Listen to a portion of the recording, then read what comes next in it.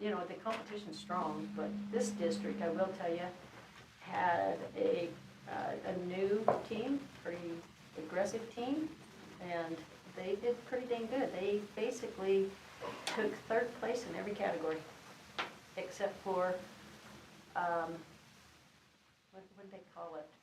Sportsmanship. And in the sportsmanship category, they took first. So that was kind of good. Sportsmanship in a sewer. Yeah. In other words, how they treat others and how they But I heard it work all. as a team. You know about sportsmanship. Yeah, not in the sewer. But anyway, yeah, that part was good.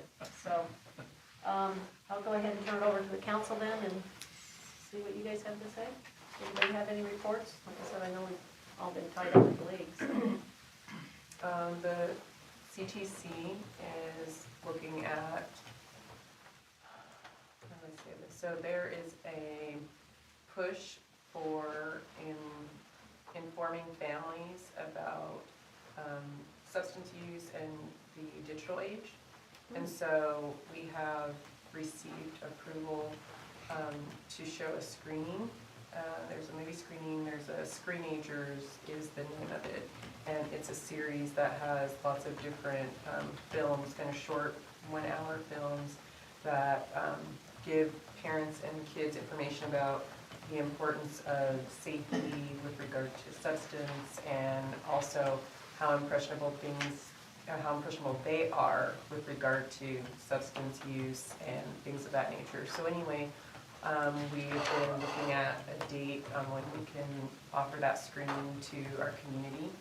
And I offered up the amphitheater as a good location.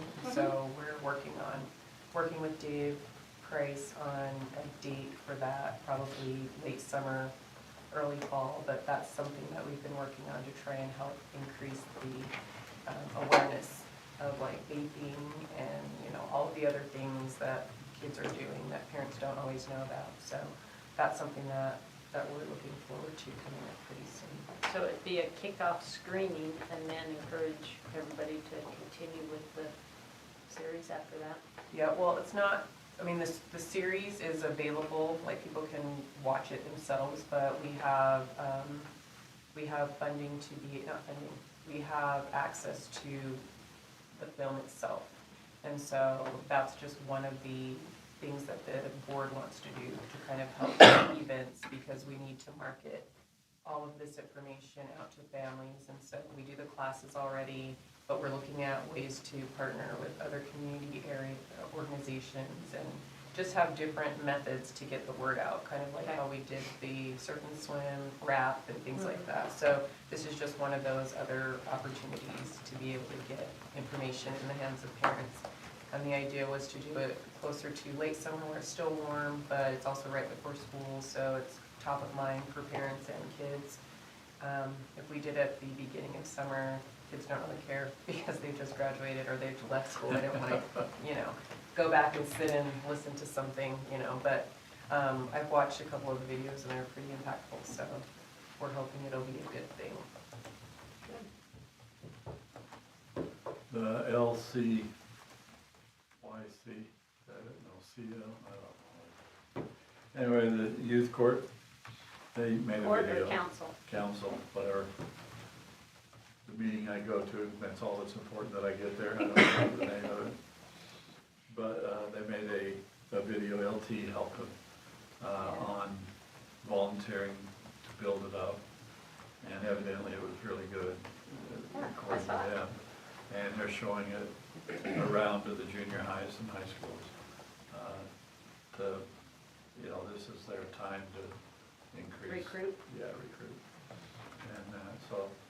And they were, the mayor, the person that's coming tonight, sick, she won't be here. So they asked that I would pass that on to you. Okay. And, but other than that, they kind of took on a little different idea than I thought it was about. But they're real serious about knowing us and knowing what we do and why we do. You know, I was thinking it was more of a leadership learning, and it is, but more in the seats that we're sitting in. Yeah. And, yeah, it was, But a anyway. couple of them are gonna go to the leadership, Yeah. right? The Riley leadership, Yeah. which is through Rotary. One of them's gonna be I don't know what you call it, Counselor. page. I don't know what they, you know, where you go and work with the legislator, you know, I don't know what. Okay. Well, you'd know. Intern. Intern, yeah, your daughter did that. So anyway, it seems to be going, Yeah, we got a good group of kids. there is, yeah, they are a good group of kids. Legislative Affairs with the Chamber met this morning. We had Ann Milner and Carrie Ann Lisby there, and talked about a lot of tax policy potential changes this year. Carrie Ann talked about upcoming interim meetings starting this month, and a nice printout of all the study items that they're looking to study. A lot on housing, a lot on water. You can find that on the legislature website. One thing that Carrie Ann said that caught my ear was from Speaker Schultz talking to House leadership. They're not too proud about the amount of bills, the number of bills they passed this year. And what I appreciate a lot is they're talking to their committee chairs and saying, let's look at what bills have been passed recently. Let them get some traction, see if they're working before.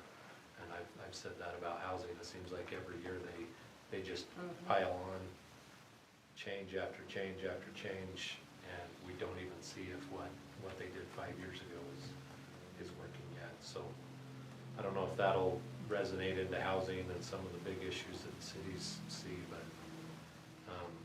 hopefully maybe they can scale back wanting to pass more and more just to pass bills. So.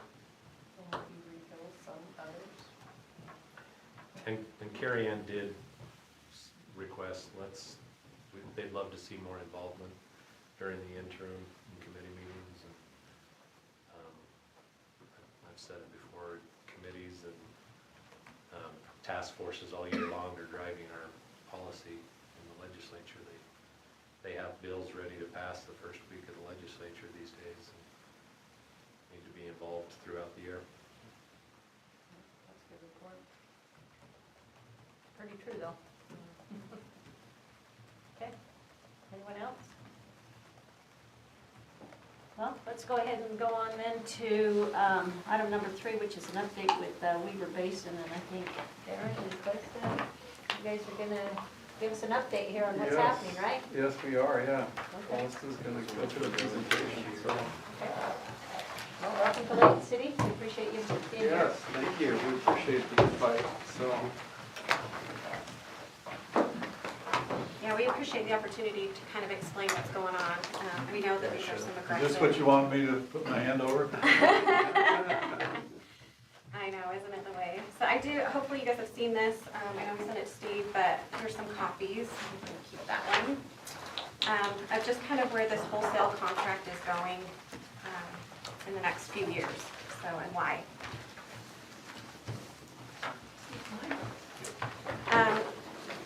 So I think for the first bit, I'd like to emphasize that these water rate increases on your bills and the wholesale bills is not funding all of the new development that's going on. So about a year and a half ago, we passed the new impact fee. So the new development is being funded through our impact fees as well as the new rates. So up there, I've kind of got listed out what that is. So development of the new blocks of water is going to take about $500 million of new infrastructure. So that'll be financed through the impact fees and the rates. Right now, we've tried to work with our customer agencies, so if you do need a contract for new water, we're giving people options on how you do that. So whether you push it onto the developer or you just decide not to do an impact fee, the annual rate would be, almost $1,700 a year per acre foot.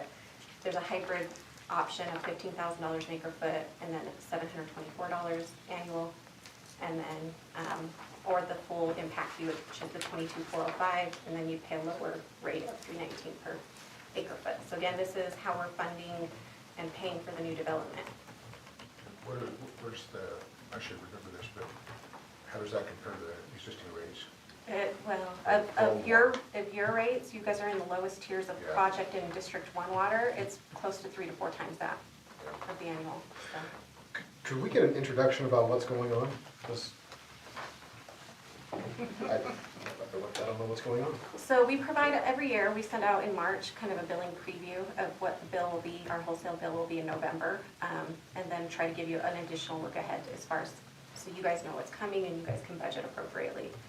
This year, we switched things up a little bit because there are some more aggressive rates coming in the next 4 years to give you a 4-year ramp to just know what's happening. And so Steve asked us to come and kind of talk to the council as to what's driving the rate increases, so. So you may remember, at the all-day budget meeting that we had, we talked about sewer rates for us, we also talked about That the, there was a letter, you got the letter that day. yeah, we got a letter that talked about these rates, and so we invited Darren and Cliff to come and speak to the background behind what's driving Weaver Basin to send us that letter indicating that Okay. our rates were gonna be going up likely, so. Yeah, so, Seems like we just kind of jumped into something, and we didn't really have a, here's the story, here's what's going on, yeah, just like, we're not prepared to. yeah, so I just wanted to kind of, at first, just get this out of the way, that's, the rate hikes that you're experiencing are not due to the new development. We have a different revenue stream that will be financing that. So back in about 2018 through about now, we took some really good long looks at our rates and where they need to go. So we did a really comprehensive O&M study, so that's the operations and maintenance. That's what it takes to keep the annual day-to-day operations going. And then also in 2017, 17B2A1010 was passed by the legislature, which basically mandated that we have a capital asset plan. It gets updated every 5 years. We report to the state, and then we have to have a revenue stream that supports that plan. So the last several years, we've had some more higher than usual increases, but not terrible. But that has been in response to those things. So now going forward, these 4 years that we're providing you is now to bring that replacement portion of the rate up to where it needs to be to fund that capital asset plan. And so this 4-year look ahead is kind of what we're looking at and trying to give the city and all of our customer agencies that ramp to look forward on that. So 25 to 28, again, higher than normal increases, and then from 29 forward, everybody should be in a correct rate, funding those levels, and then we should just be able to stay up with inflation at that point unless something crazy happens. So some of the biggest, do you have? Yeah, so that just means that from 25 through 28, there will be aggressive increases each year. Each is year. what you're saying. Mhm. And we'll take a look at what those are each year. So some of the driving factors, we've got unprecedented inflation. I think you guys have probably experienced that in your own projects. Everything that we thought, engineers' estimates are coming in double what we were thinking. A lot of that has to do with the influx of the ARPA funds for the next several years, and Weaver Basin doesn't get ARPA funds. So being a local district, we did not receive any of those, at least not directly. Also, the federal project that came back in, that was brought by the federal government back in the 50s and 60s, which is a good chunk of the Weaver Basin project, we're reaching its useful or engineered life of that 60 to 70 years on a lot of the reservoirs and major pipelines, aqueducts, things like that.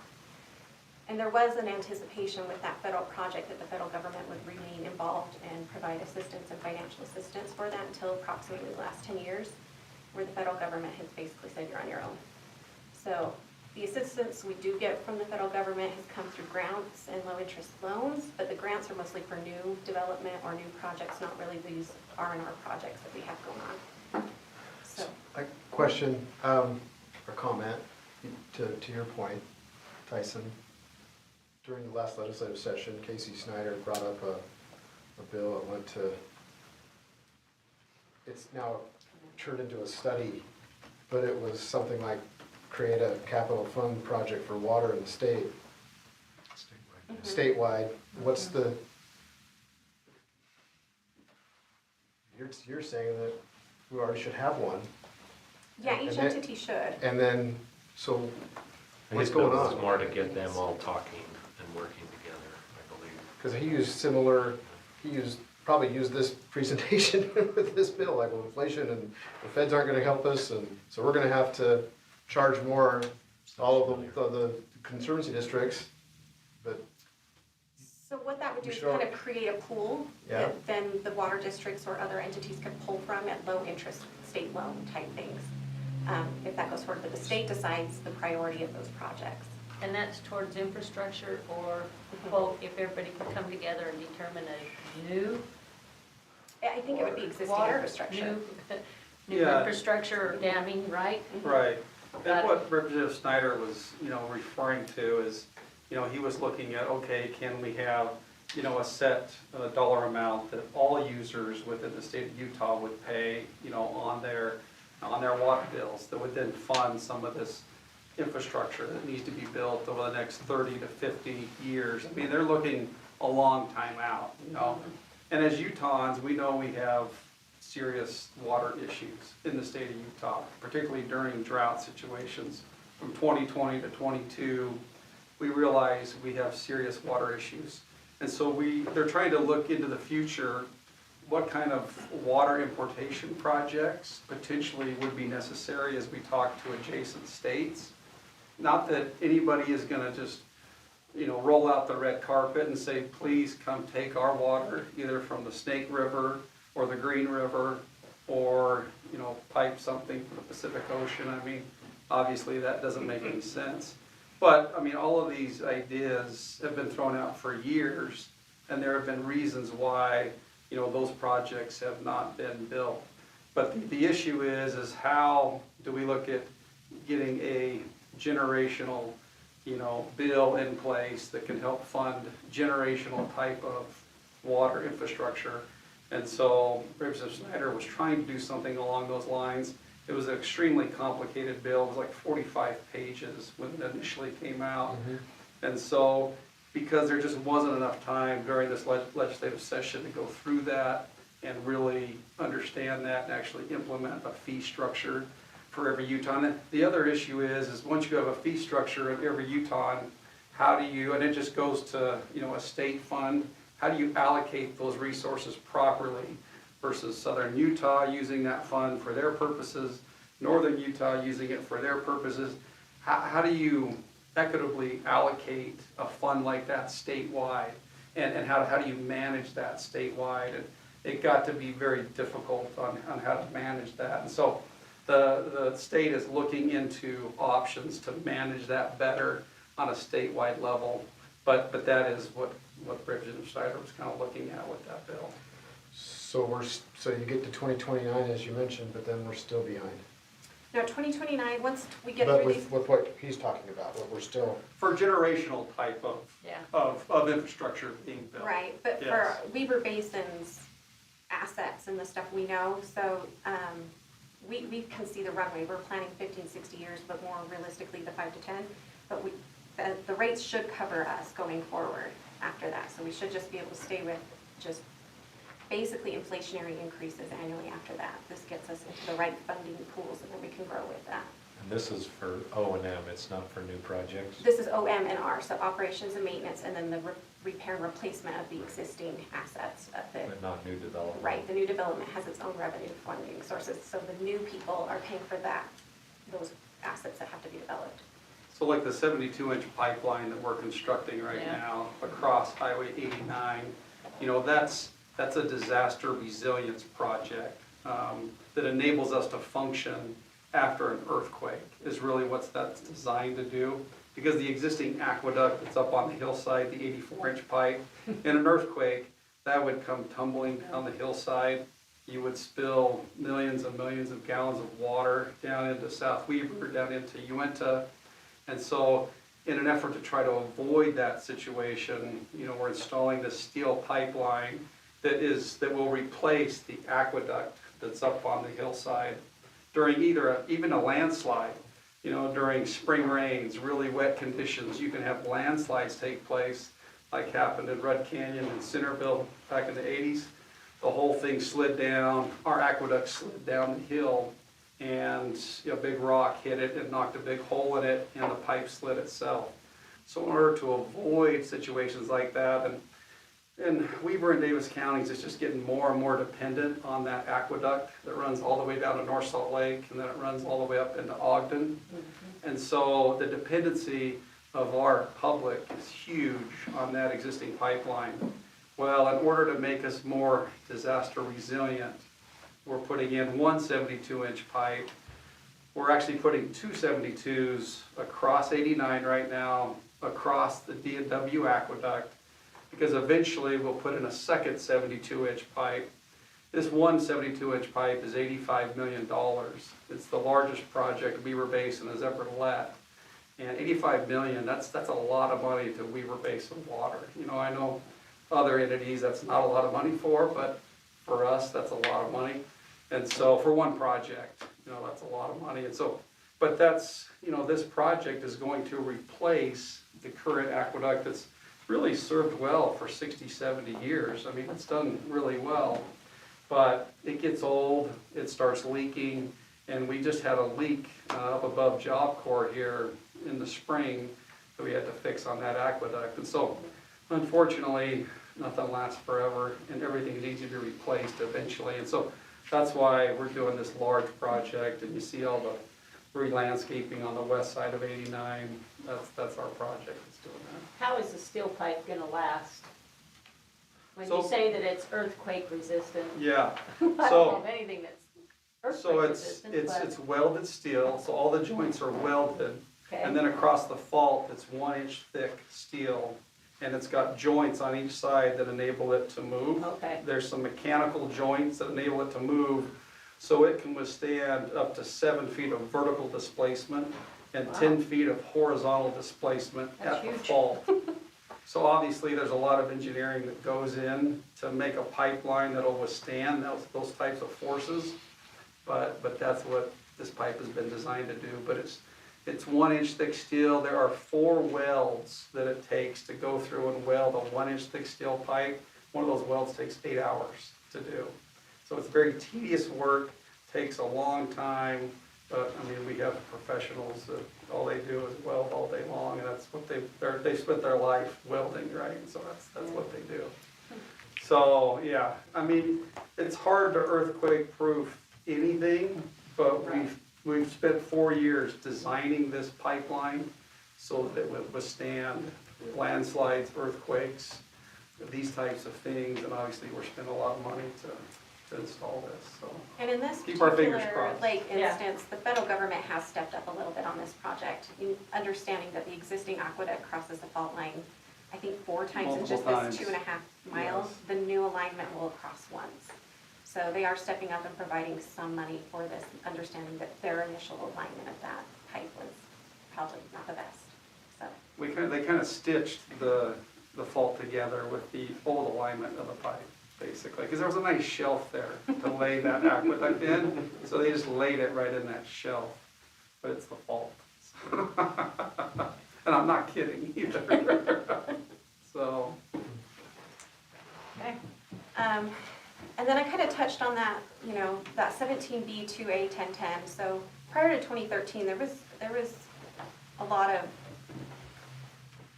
people weren't happy with high reserves for entities, especially, I mean, we're not a huge entity, but when we understand these projects are millions and millions of dollars, and when we try to save up for them, there was a lot of frowny faces if we had reserves. So it wasn't until 2013 the legislature came out and recognized that, okay, you should have higher reserves, we understand that, but we need to have a mechanism to track that. So that's where this capital asset plan came in, where we're required to come through and say anything over $100,000 asset, we need to look at, and every 5 years, we have to take a really deep dive and reevaluate its useful life, its condition, what it's gonna cost to replace it. And so we did that in 2017 was the first one that was due, and we just completed the update in 2022. So we do have that, and so based on that, that capital asset plan is showing that we have $285 million in repair and replacement projects between 2024 and 2034, and $152 million is in the next 5 years.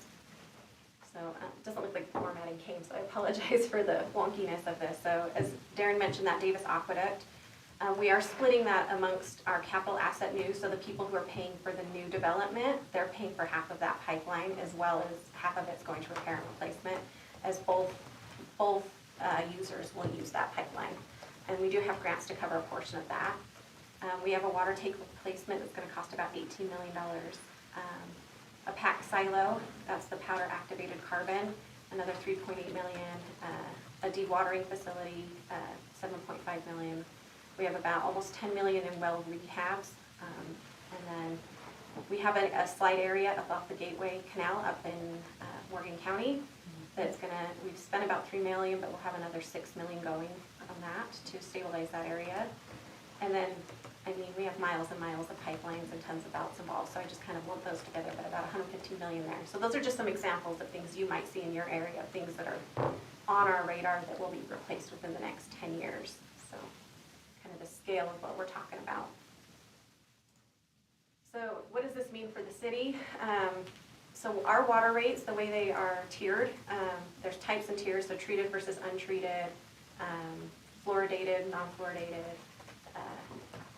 just when you contracted for that water. So those oldest blocks we call our project water, and then we have District 1, 2, and 3, we just opened up District 4. So those oldest blocks of water, they have the lowest capital component, so as we adjust those rates as a percentage, those are the rates that are increasing the most. So currently Layton does have among the lowest rates, like the blocks of water, and so for your treated water contract, which is the majority, the lion's share of what you pay to Weber Basin, just over 7,300 acre feet, about 46.6% of that is the project water, the lowest cost. And we'll see an average increase about 13% annually for those next 4 years. And then on the District 1, about an 11% increase on that rate annually.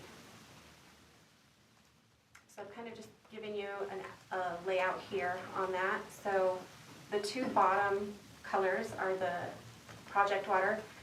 We do differentiate, so there is like a $15 fee for the original federal project that drops off after, I think, 60 years.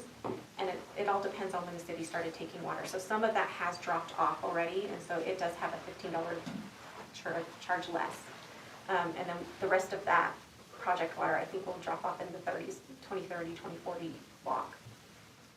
And then the green is your District 1, and then the yellow is this trilateral agreement that we did in about 2000 that helped keep the water from the water shares as Layton developed in the Layton area instead of being sold off. And then the D&W assessment is for those shares. We just pass that straight along to you. So we just, it's $270 a share, and the share's about 6 acre feet approximately. So that could change based on their actual charge to us, but we would just forward that on. On the previous slide, and you don't have to go back to it, but how you said the older projects, those have a higher increase, is As a that? percentage, yeah. And is that because you're trying to get all of the projects up to the same level, or? No, each project kind of has some assets that were developed for that development or block of water. So each of those we track kind of separately, and so they're funding each of those repair and replacement projects. And so just as a percentage, the capital portion for that older block of water, it was cheaper to develop. So the capital portion is just really small. And so as we have to build it up, it's just a big increase to that percent of that capital charge. So the newer blocks of water are already paying a really big capital charge because it costs more to develop their block.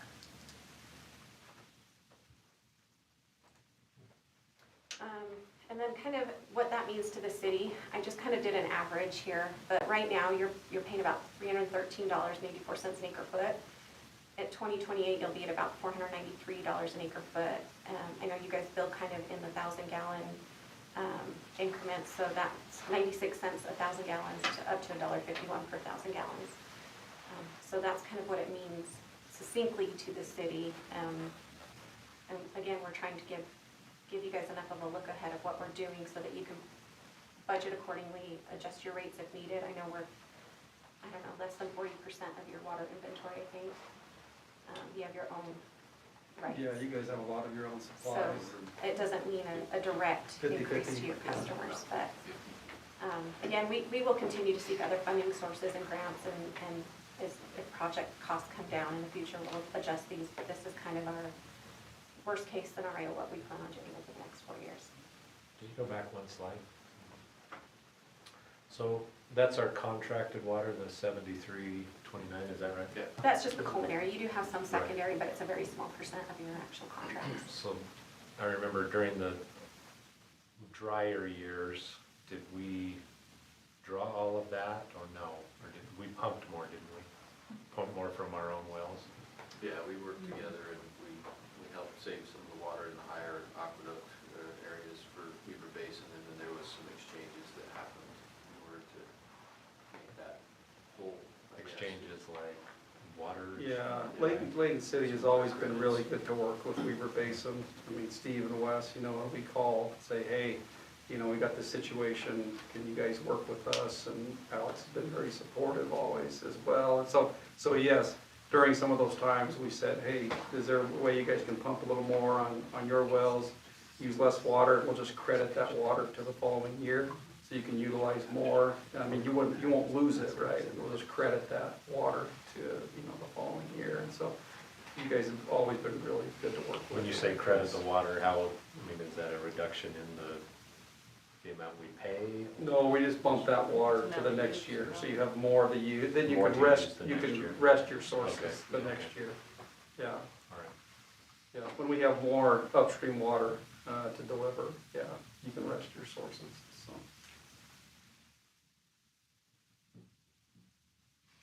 That's all I have, unless you have any more questions on Yeah. kind of where we're going. Question, you just mentioned upstream infrastructure. What's the plan, the reservoirs, how is that all taken care of?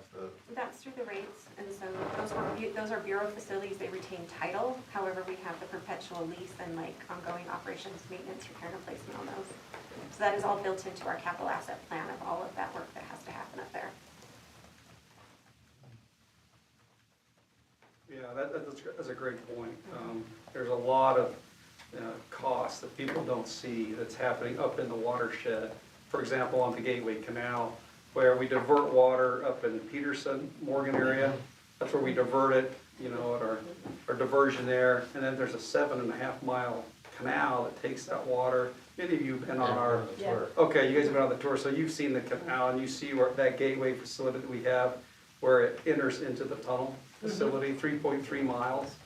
So that canal is hugely important to the whole Wasatch Front.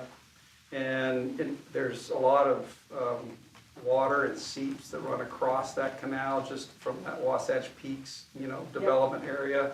It comes across, and that canal is always moved.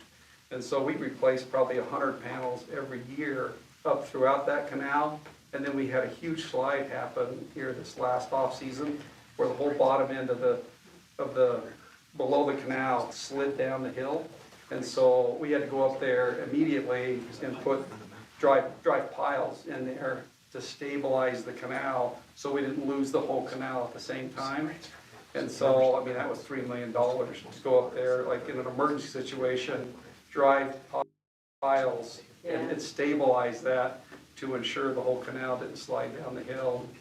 So it's just, that's a great point. There are a lot of costs that people don't see at all in terms of safety of dams and everything we do to operate those dams on a regular basis to keep water flowing, so. Right. And just store it for reserve up there, Yeah, farther up, so yeah. exactly, Yeah. yeah. Are they looking at any reservoirs? Build new. It's,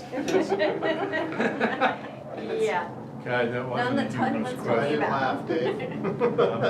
There's not a lot of appetite for it. it's almost impossible Yeah, that's to it. build a new reservoir now up there.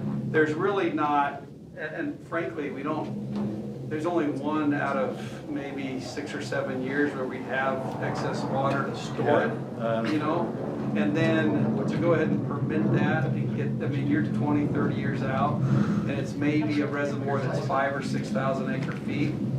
So is that really gonna, you know, move the needle as far as, you know, water on the system? Yeah.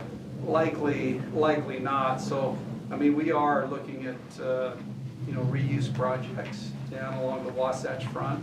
that would help us be more efficient in our water use, maybe use the water that we have better, more efficiently, as opposed to, I mean, we're still looking at options for new reservoirs, but it's terribly difficult with all the environmental issues surrounding the new It reservoir. wasn't easy Originally, 60, 70 years no, ago either. no, it wasn't, You know, but it's gotten a lot more difficult. well, I can imagine. Yeah, my grandfather wrote letters to all the congressmen, I bet he wrote 7, 8, 9,000 letters in his career Yeah, to try and get to some of the dams that are here. oh, yeah, So it oh, was- yeah. wasn't easy. No, not at all. Yeah. Tell them thanks when you see them. What? Tell them thanks. Tell him when you thanks see for them. that. Okay, well, we, Thank you. council, Yeah, you no, I have appreciate you No, guys' it's time. appreciate the update Thank you. and Thank for what you do. Yeah, thank you. It's kind of. Thanks for Appreciate you. keeping the water flowing. Yeah. Okay. Go ahead and move on then to our Yeah, thank you. tentative budget. Thank you. Tracy? Steve, up on that can you one? send that to us, that presentation? Yeah, absolutely. Sorry, what did they provide here? Just a copy of the rates? Yeah. But, yeah, we've got a copy of that we'll share. So I can be brief. This is just a summary of what I would propose to present in the public hearing. We've talked about this budget several times. Tonight we have to adopt a tentative budget according to state statute. So some summary points. General fund budget ends at just over 46.5 million. The citywide budget 138 million. There's market and cost of living adjustments for officers and employees proposed, and merit adjustments for employees. 2.4 million in capital equipment, 13.8 in capital projects, and the budget anticipates sales tax being slightly lower than previous years. This year's working out to be about even so far, so we'll see how that continues. Some of the major projects: the Emergency Communications Dispatch Center, West Hillfield Road. That too is an intergovernmental funded project. There's some outside funding that comes in on that. The Public Works Shop expansion, land purchase, money set aside for that if that materializes, and also the Sugar Street realignment, and then a list of utility projects that are out there. If we look at how that all breaks down, normally I present this chart to you. It's more of a general fund chart, but you can see, you know, the charges for services are related to the utilities for the most part, and of that 138 million make up a large part of that. And then another slide so that you kind of understand how the expenditures are broken up with compensation, operations, and capital projects.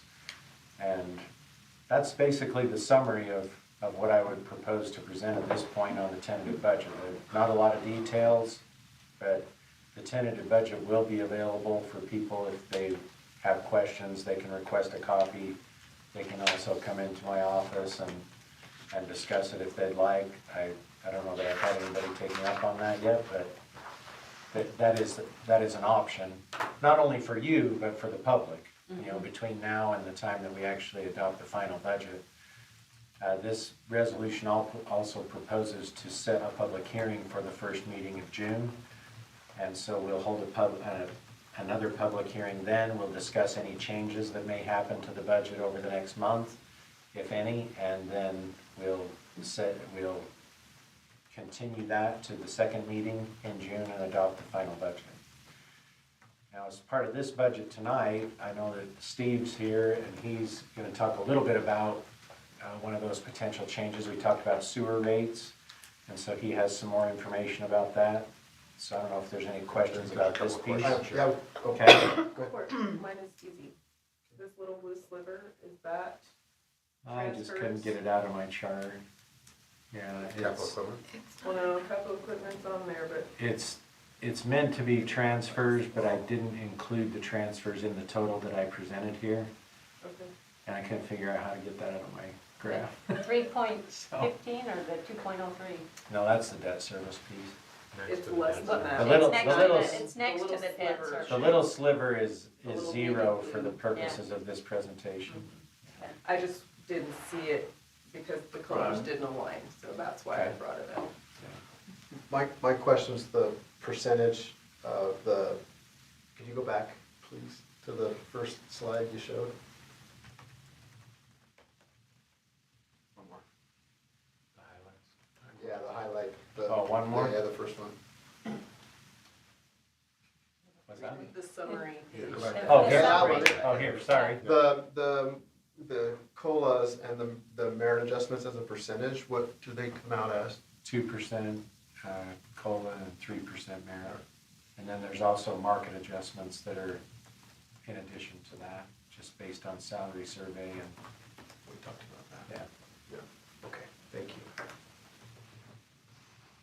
Anything else on this? Do you guys have anything? It's a lot of work. Okay. Wow, good summary. Turn it over to Steve for a minute. Click. Click. Oh, I'm timing it. Oh, You gotta give me a minute. I'll turn it over to Steve for 15 minutes. You wanna hear me for 15? So we've been working on the water, or the wastewater master plan update, and I think we mentioned in the all-day budget meeting that there was a component for the sewer rate update, so I wanted to kind of give you kind of an update on the master plan as well as what the findings are shaking out to be. So we received the draft of the final report at the end of April. That was 2 days ago, just so that we're clear, it wasn't like weeks ago. April was on Tuesday this week, so. Anyway, so we're in our final review of that report, and then we'll bring that back to you at the council meeting in a future meeting to go over the whole thing. As much as you guys want to talk about sewer, happy to do it. Probably most people don't want to talk about it, so we'll tell you what you want to know and even stuff you don't, right? So, couple of components to the rate analysis that they've done is that we have capital projects. The 10-year plan is that there's about $6.3 million worth of capital improvements that need to be done. Somewhere down Sugar Street, a couple on East Gentile, Oak Ridge area, and Gordon. And so that's one component of what the rates need to cover, but then the other component is the system renewal budgets and the pipeline rehabilitation projects. So our system is a very large system.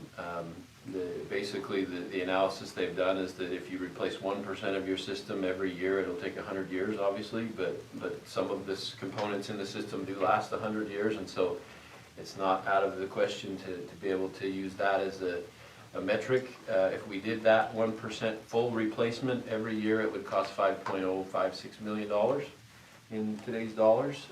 If we were able to rehabilitate those pipes instead of dig them up and replace them, the rehabilitations we see are anywhere from 20 to 30% of the cost, or a 20-30% reduction over having to dig up the pipes and replace them. Let's So just throw a lining- liner through it. Yeah, lining them and doing some other, treatments that can prolong that life, actually extend that life for quite a while without having to rip the whole thing up, which is inconvenient for people and all those things. So if we could do rehabilitation on everything, it would only cost $1 million a year.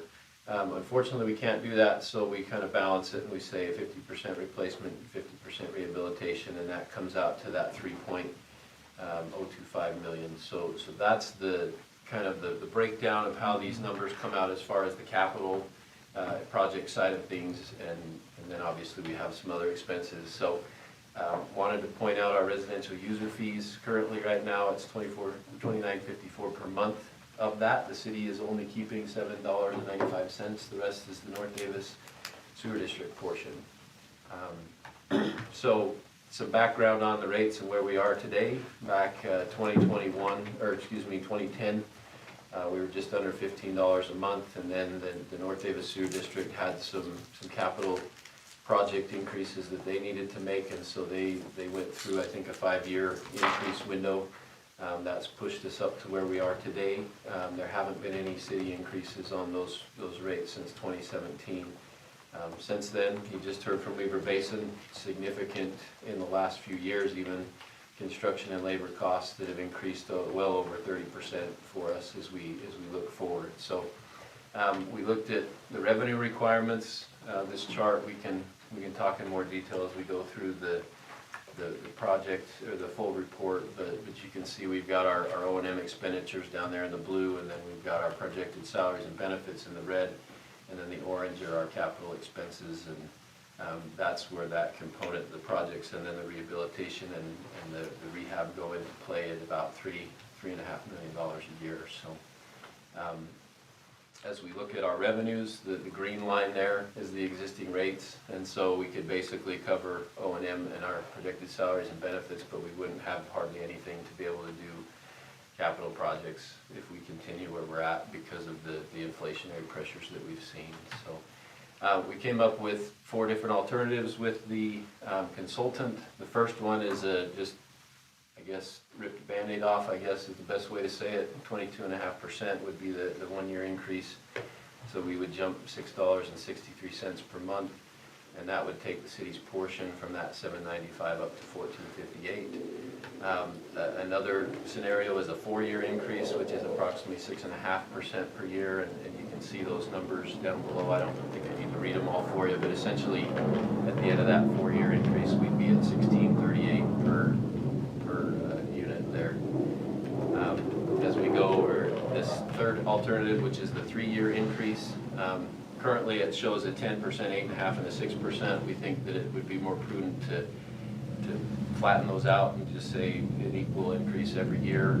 So that was the one thing that we want to tweak for the final discussion. But again, the city portion would increase slightly up until we got to $15.93 per month as far as those increases. And then the fourth one was a 2-year that we have an option to do. It would take us up to $15.25 per month. So looking at that, Tracy provided this slide here. Yes, if you look on that right column, you'll see that there's the additional revenue received annually there. And so you can see that we would be generating $3.3 million under that first alternative. We'd get about the same under alternative 2, and 3 would be slightly more at the 3.4, and the fourth as well, 3.4 million. But each one of those scenarios obviously will cover what we talked about previously in our plan. So as we look at that, I showed this briefly at the all-day budget meeting. I know we don't set our rates based on what other people do. We set it based on what we need to run the system, but you can see the existing rate there in the dark orange. If we go with the alternative 1, it jumps us closer to that far right end, but that's assuming nobody else has got to raise their rates, and we don't believe that we're the only city out there that needs to raise rates. But again, it would put us over there, and then we would be able to just do, as Weaver Basin was mentioning, inflationary increases that needed to happen. 2, 3, and 4 kind of put us right where we are. This is just the first year. Let me be clear that the other rates will eventually move us, but for the first year, it would just kind of jump us in each one of those categories. So in looking at this with the consultant and talking with Alex and Tracy, we feel like a 3-year scenario, which would be this alternative 3. That would be what we would recommend as a prudent method to look at this and take care of this as we go forward. As you can see up here on this chart here, we've adjusted our capital expenditures in the projects to meet those revenue needs so that we aren't, overspending what we have to be able to take care of those. But we feel like the balance of where the projects are and what the needs are, we can make that work over that 3-year period. But obviously that would be something for the council to discuss and decide which of these scenarios you like, want to talk about. You want us to go investigate other scenarios, I guess we could do that as well. But so that's all I have. But any questions? When was the last increase? 2021, you've got more capital expense. Was there an increase before that to get to? No, we were Sorry, spending.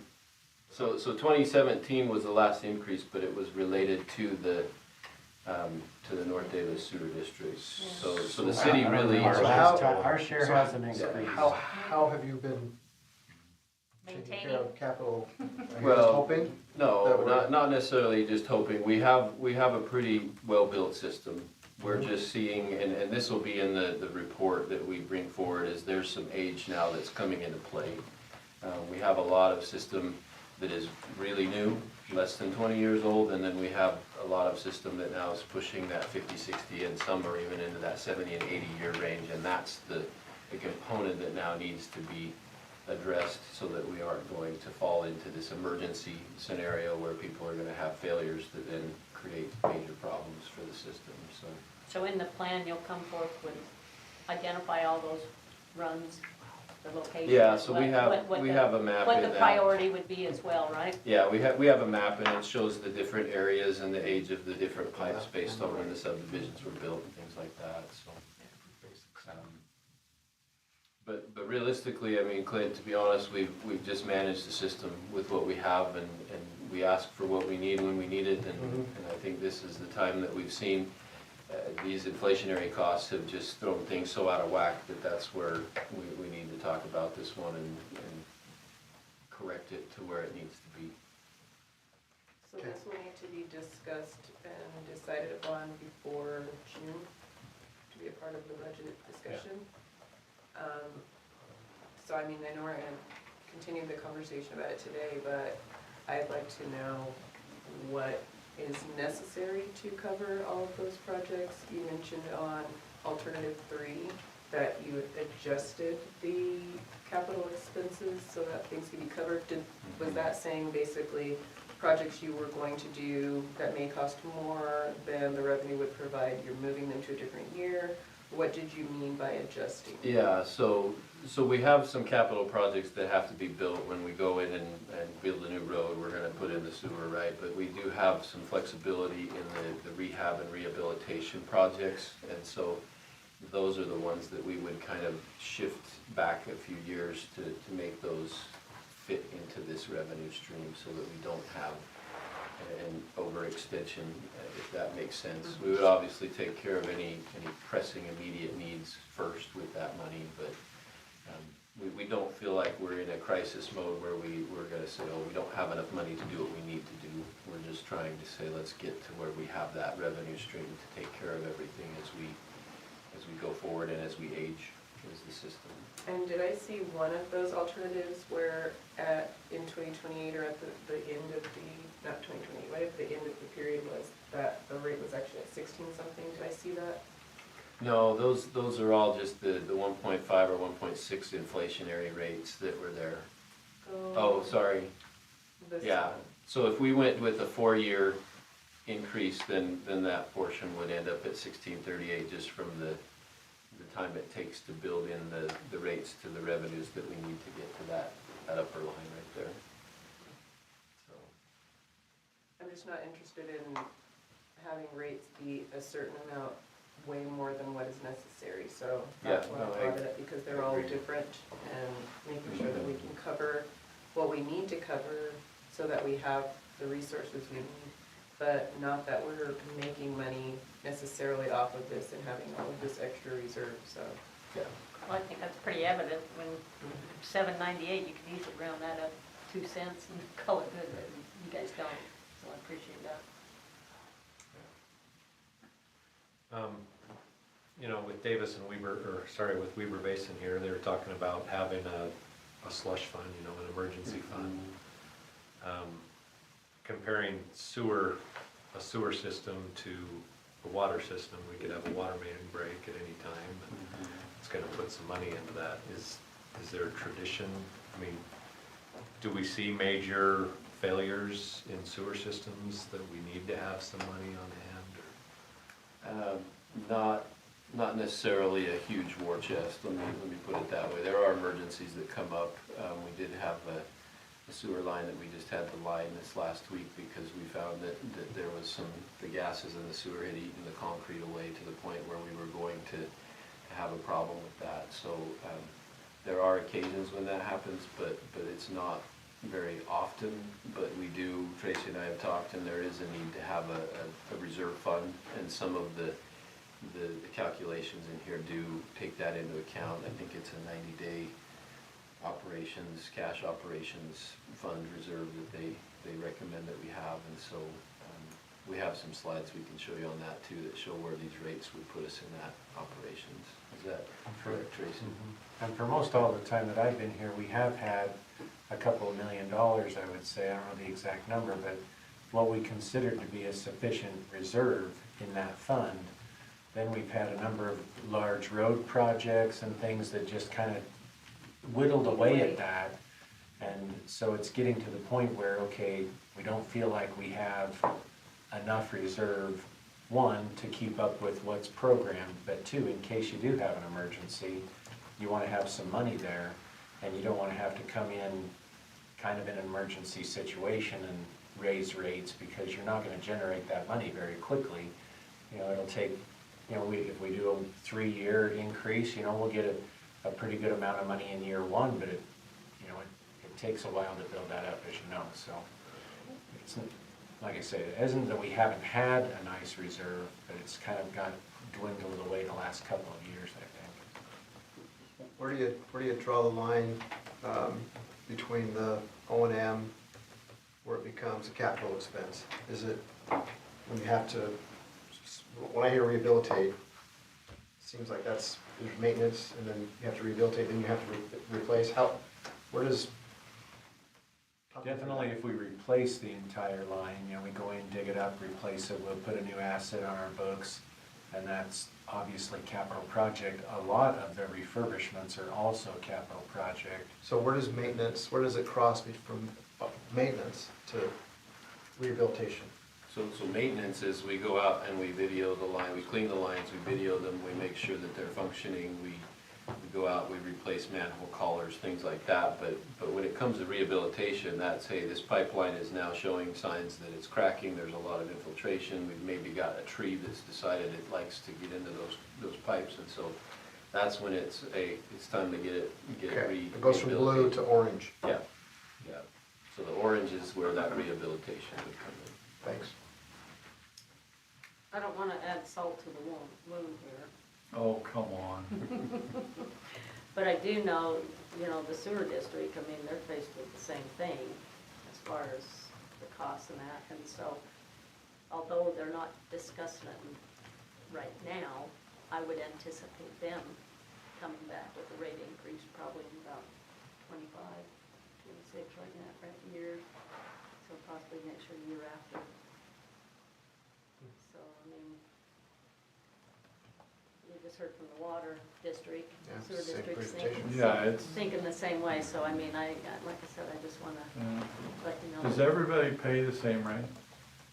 Apartment, No.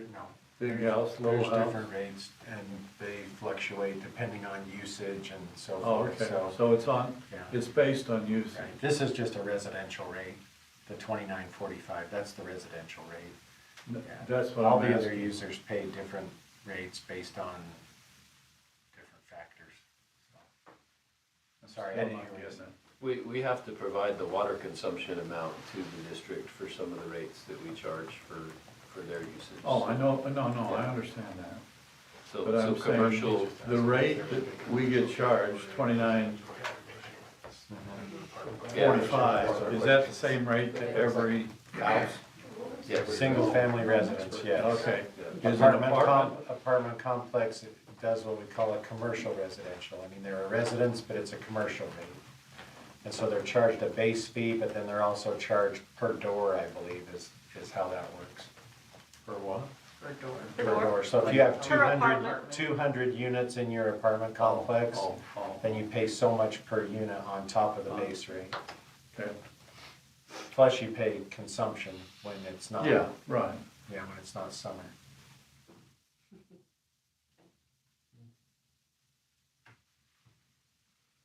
All right, Is that it that's with all your I have, yeah. presentation? Can we get this one too? Sent to us? Yeah, I mean, they're And all we're gonna available. talk about this more though, we're gonna So- have a Yeah, dedicated. we're gonna bring back a whole Right. wastewater master plan for you guys, and this will be part of it too, so. But at least we got the information now to kind of look at all the options and kind of I understand believe where we we can want do to that go. before the budget in June, yeah, that's, like I said, we got it Tuesday, and we gotta get it reviewed before we bring it back, but I believe. we This can- is something that we would do, and then just speaking, don't take it as whatever, but we're looking at having to do something, okay? Now, if it comes in August, we're not waiting until next budget year. Right, I mean, we're taking care of it then. Can make It an might- amendment if we need to. I would Yeah. assume that if Steve's group doesn't come back the second meeting of May, they'll come back the first meeting of June most. No, if they get it before, that's fine, but I'm just saying if it doesn't, for whatever reason, it's not like we're gonna push it back a year. No. Yeah, we're gonna take care of it at that time. I think when we consider all the utilities, and we, like we just talked about water, we know that's coming, most Yeah. likely next year. We've managed to say, okay, we're gonna kind of cover it this year, because it's kind of coming in late, telling us that we should raise rates in water, and we have reserves in water. But if we don't raise the rates for water based on We the won't. increased cost, it just Right. eats into the capital plan and the capital projects that have already been part of that study and part of that plan. And so it's anticipated, or at least from my perspective, that next year in the budget, that one of the things that will for sure be there is a proposal to raise the water rates. Sure. So as you think about the alternatives for raising sewer rates, consider the fact that next year there could be a water rate Yeah, increase. not could be, And there's so, gonna be. and their increase is a 5-year plan. So Right. we wouldn't necessarily need to raise all of ours in 1 year, but we might want to mirror that increase, just so that we keep up with the inflationary cost of the water. And their cost in the water plan is not the total cost of the program to run the water system, right? It's just a percentage of it. Exactly. Anyway, So, obviously, there's concern if we to make a certain decision, we're gonna go laddered or all at once, and then the sewer district comes in next year, raises their rate, and eats all of what we were trying to add to our revenue. That's what I felt like I needed. well, that's kind a, Well, that's not a question, just obviously a statement. anticipating that they will probably do that, because it has been a number of years since they Right. did. Right. And last time they did it's 5 big years, but there was actually a couple of small years even before that. It was 7 or 8 years that they did some kind of an increase every year. And so that's another reason that it may be wise to, not that it's not needed, it's needed, but to get a small increase in, or an increase in a year when there aren't any others. You know, so that you don't get it piling on top of each other. You know, if we waited till next year, you could have a North Davis sewer increase and a water increase and a sewer increase. Well, then you're jumping someone's rate quite a bit all at once. It's easier to take it just a little at a time, I think, so. I think I understand this, but the realities are, our responsibility is to take care of our portion of that system. And so what other agencies, special districts do, we have no control over. It affects the residents, and we care about that more than any of the districts. But nobody's suggesting it, but we shouldn't not take care of our portion of the responsibility because somebody else is, we hope that they're being thoughtful and taking care of theirs as well, but We don't have a say on what they want, to a point, but we do have a say on what we need. And if that means increasing it a little bit of, yeah, this is because ours. of what we have to do, it's what we've done forever, so. one of the challenges, which we know it through another district as well, currently we're talking about, is that the way the structure is that since the cities do all the billings for these special districts, the way they're set up is that, of course, the pressure and the questions come not to the district, but they come to the cities because it's part of our billing. If they were billing their own, then those questions would, and accountability would be more strongly felt at the districts, but that's not the nature of special districts. So it's a little bit, discombobulated because the city takes in the minds of the citizens, generally takes the heat for why are you increasing. They don't understand the connection between the districts and the city, but we have no control over it. We just bill it, and it makes it really difficult politically, to try to explain that. When typically that isn't a common experience, right? Usually everybody bills their own and has to rationalize it and justify it, and it's just doesn't happen with districts, good or bad. They're very well insulated, nobody comes there and speaks about it. They come to the city and say, where you allow this to happen. Yes, I don't know what they mean. Yeah. Well, All right, you guys good on that for now? yeah. So we can, we wanna, we have time here, we've got another 15 minutes, so I think we ought to utilize our time. Oh, excuse me, Chad.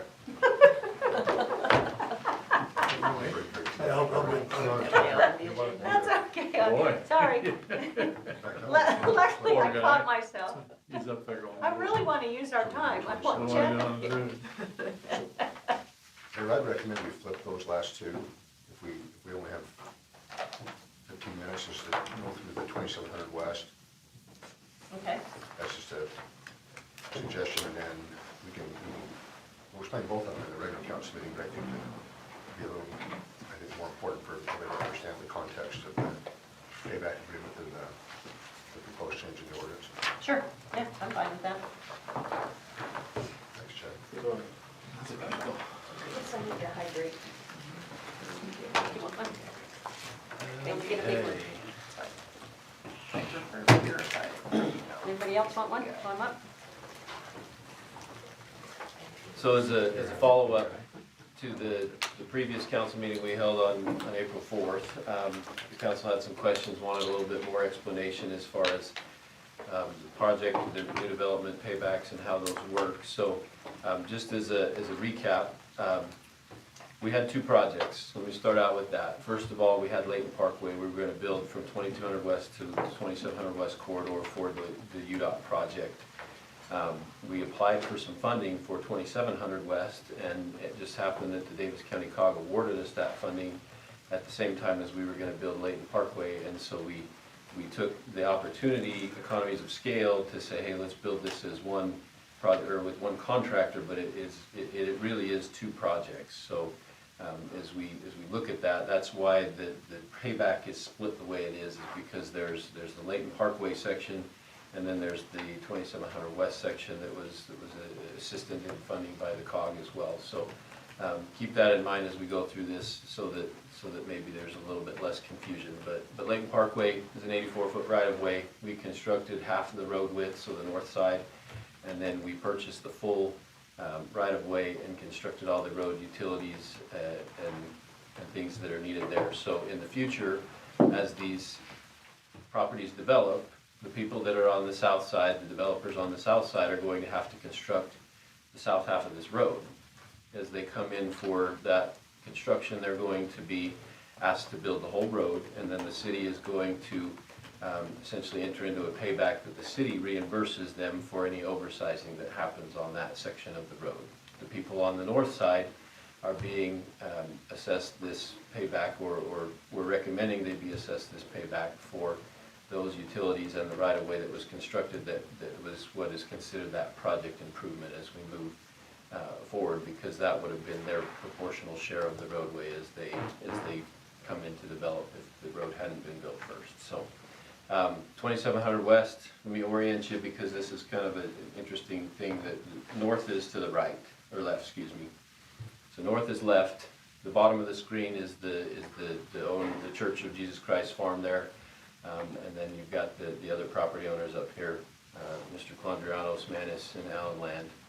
So yeah, if you tilt your head like Clint was doing, you can see it better. So 2700 West, we purchased the full 105-foot right-of-way, constructed the full road width, utilities, and improvements, and then we did receive that Davis County COG funding for this project. $3 million was included on this project. So again, as we look at this one, we've got full improvements with the curb gutter sidewalk, all utilities, and so as we go through this process of evaluating what the payback should be, we have to say, okay, what are the benefited properties? There's a couple ways to look at that. Historically on the roadway, we have been able to say, well, you front the road, so this is your payback, and you do what you could consider a linear foot cost. And this one in particular is a little bit more difficult because we do have properties that are long and narrow, as you can see on that top of the image there.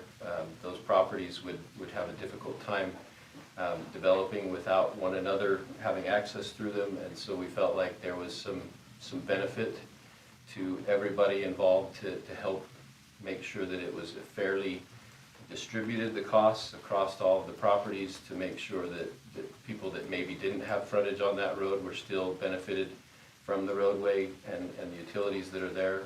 And so that's where the distribution came, as a per acreage distribution on this roadway on both sections. And so as we go forward, the project improvements, I'm not going to read the code again, but it says we're entitled to collect from the development, and the project improvements include any improvements that benefit the activity providing those improvements that should have been installed by the developer. So what we calculated was based on a 60-foot cross section. Again, we built an 84-foot right-of-way and 105-foot right-of-way, and we're only asking for reimbursement of the 60-foot cross section. Again, 30 feet of property, 18 feet of asphalt, 3 inches thick, 8 inches of road base, standard curb and gutter, 5-foot sidewalk, the street lighting at the SLO4s, and then the 8-inch culinary, 8-inch secondary, 8-inch sanitary, and then 15-inch storm drain. And so those are the typical improvements that are required on a roadway like this.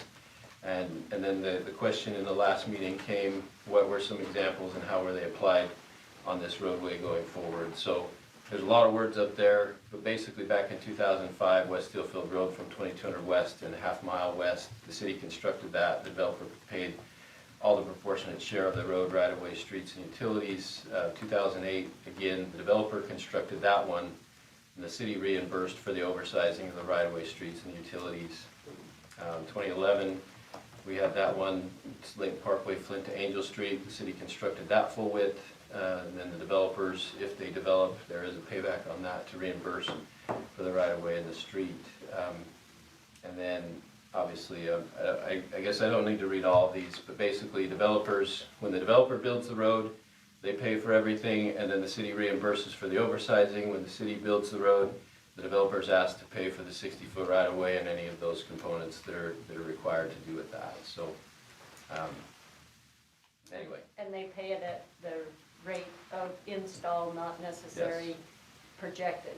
No, there's no When inflationary they costs, build, they don't right. add on to it, there's no, this one from 2008, if that road didn't develop next to it until 2025, they would pay the rates that were the 2008 rates, so. Correct. And we've seen that benefit just here tonight when we're hearing from the water, about water. There's a 30% increase in cost, so just to put that road in now versus when we did last year, it would cost potentially 30% more. You mentioned two ways to calculate it, payback per linear foot versus per acreage. Is that standard practice? Yeah, it If depends, one- each situation is unique, and what the real crux of what we're trying to do is we're trying to be fair to everybody. We're trying not to overburden one property or another. For example, in this scenario right here, the properties that had frontage along this road, you can see how long this frontage is, yet they don't have a lot of depth to those properties. And so if you were to just say, let's charge all of these people for this frontage for the cost of that road, they would pay a lot more money for that roadway, and the proportionate share of that road, when you've got ground here, you've got this ground in the back here that we feel like is all benefiting from that roadway as well. And we want to make sure that we're not overburdening one or the other. But as a developer, when the developer comes in and says, yeah, this is what it would have cost us to build this road, a lot of times they come in and they say, hey, this is great, you've already done all the work, you've done all the contract management, you've built this thing, now all I got to do is go in here, connect to the utilities, and build my stuff. And so there's a benefit in that regard from the road being already constructed. We've also seen the values of the grounds go up. Some of the property that we had to buy for this project, we sold to another property owner, and there was, I think it was a 25% increase in the value of the ground just in a 6-month period based on the road going in. And so obviously it opens the ground for development, if a developer wants to try and buy the ground, they are, gonna pay whatever the market rate is. But the property owners aren't asked to pay this until it develops, and that's not even the property owner necessarily that's paying it, it's the developer. When they come in, they buy the ground, they come in with their development agreements or their development proposals, they get an approval, an entitlement, and then they pay those through that process, so. Thanks. What's the determination of what, can you go back to the map? Yep. How do you determine what properties are required to pay back and what ones aren't? A certain distance from the road?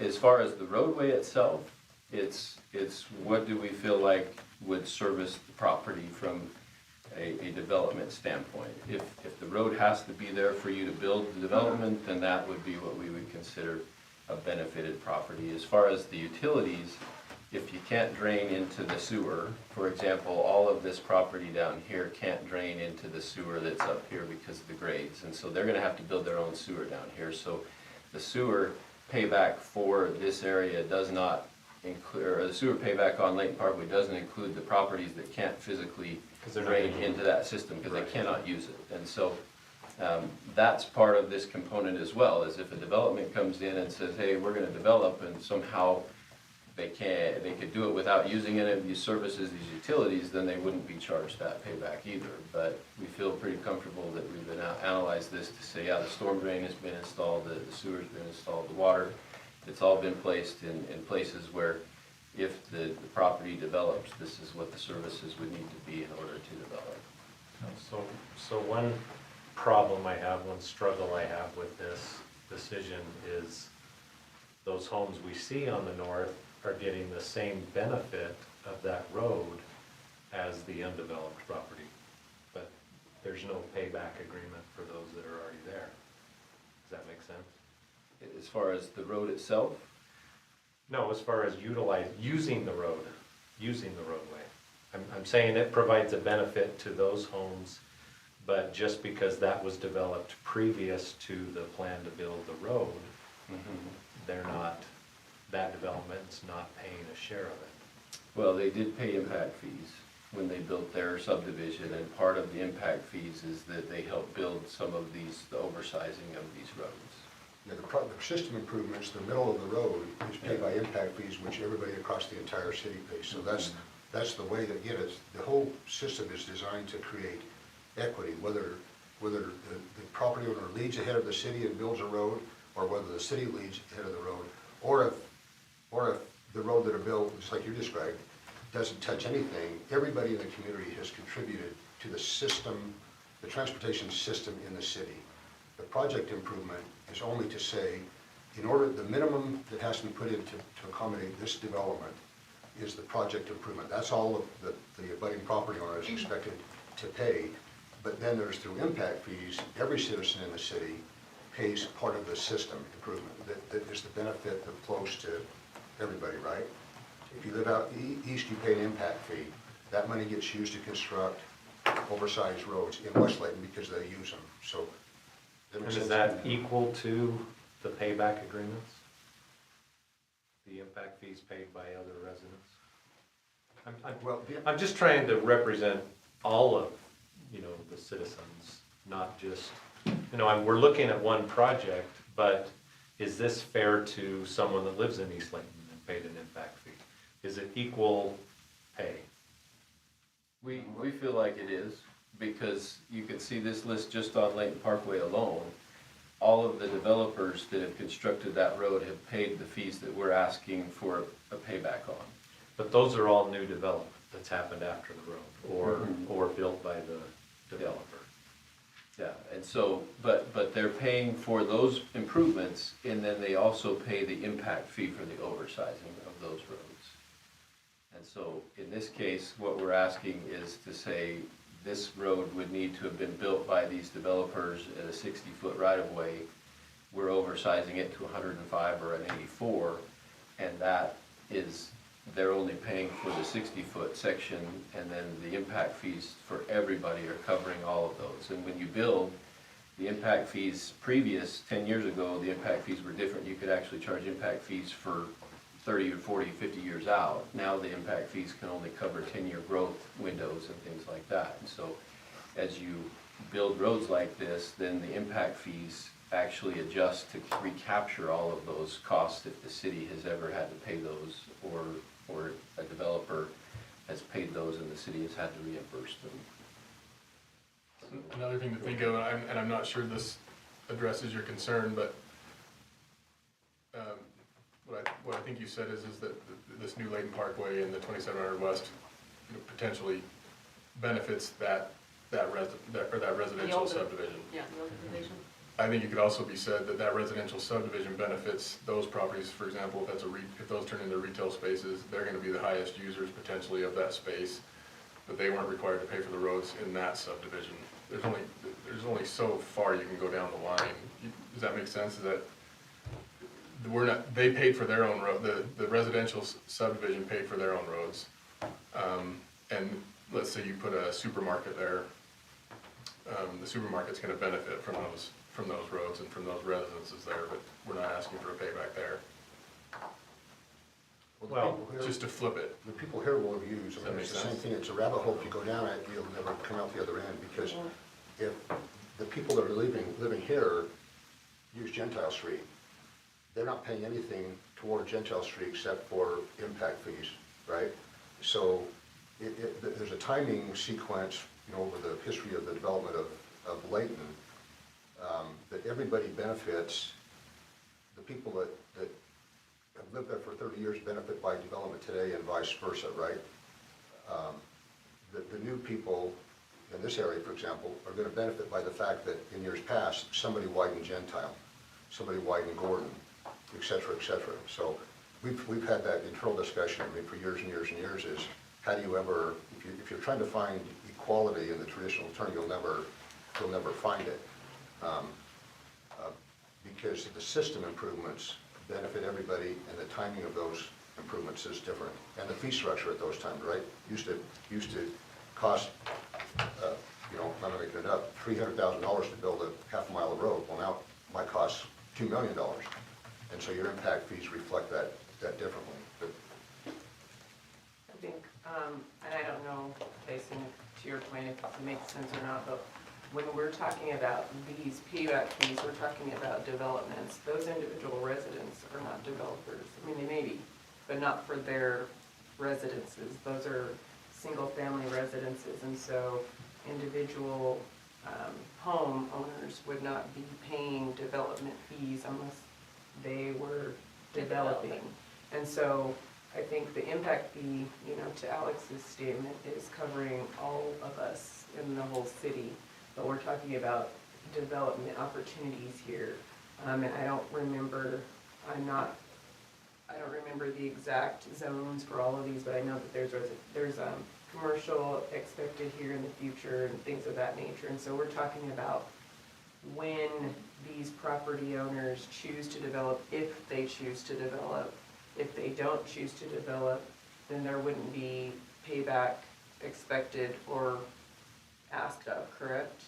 If they're Yeah, not that's developing correct. No, that, if they don't- they wouldn't if be they don't required to pay develop- the city anything if this did pass. mhm. And so if a development does take place, we're basically asking that what you would have needed to do in order to make your business or whatever the property is, if there are some homes at some point, whatever you would need to have done to the road in order for that development to thrive, then pay that back upon time that you're doing the development, just like any other developer has done. And so I think that's the distinction that I get from it, and I think that is understandable to me. I don't know if it's understandable to everyone, and I think that may be why there have been some questions. I did have a question on the development, the roads that you showed before. Almost all of them, if not all of them, included right-of-way in the description. Is that practice stated in the ordinance, or is that just practice that the city follows to include right-of-way, not just the particular road pieces that are required for So development? I can answer that. This entire structure is within Title 12 of the city code, which is streets. It's all contemplated as streets and right-of-way. The And whole nothing is chapter broken out, it's just all encompassing. Yep. So are you guys good with what you've got now so that we can, you know, I mean, this is on the agenda so we can talk again later in the council meeting if that's good. Did you have anything else? 'Cause I think No, like you can the cover other, it in there, no, the right? other slides are the same from last time. Okay, all right. Thanks, Steve. Okay, well, thank you. You know, it's already 7:02 and we constantly run late, so I just want to push us along here and say, okay, let's adjourn our work meeting and go into our regular scheduled council meeting. So I need a motion.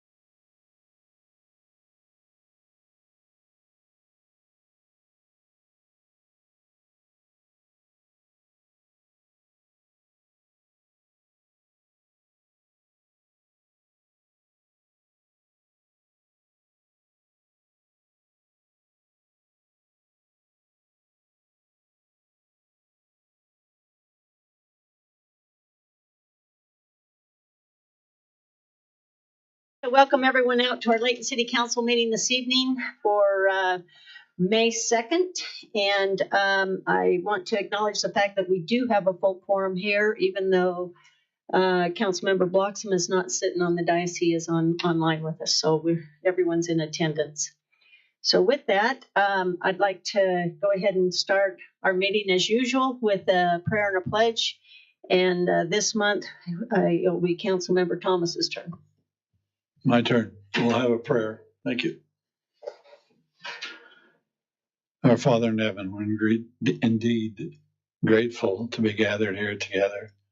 We're grateful for the opportunity that this land gives us to be able to have meetings, to discuss things, to be able to do the things that are good for the community. We pray that we may have that in mind as we talk about things, how it affects our community, how it affects our city, how it affects the things beyond how it affects us. We're grateful for this opportunity. We pray that we will always have the ability to do this, to have the freedom that we have. And this we thank thee for and ask thee for in the name of Jesus Christ. Amen. Amen. We'll now have the pledge. If everybody will rise. I'll start it. I pledge allegiance to the flag of the United States of America and to the republic for which it stands, one nation, under God, indivisible, with liberty and and justice for all. Okay, thank you very much, Councilmember Thomas. Council, we have 3 sets of minutes that we need to approve, so I'd look for an action on that unless anyone has any corrections.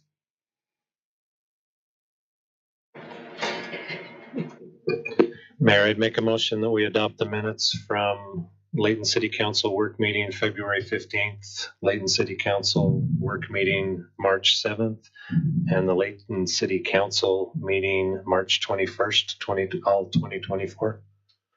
Second. Okay, it's been moved in second that we adopt the minutes as written. All in favor, please say aye. Aye. Any opposed? Okay, thank you.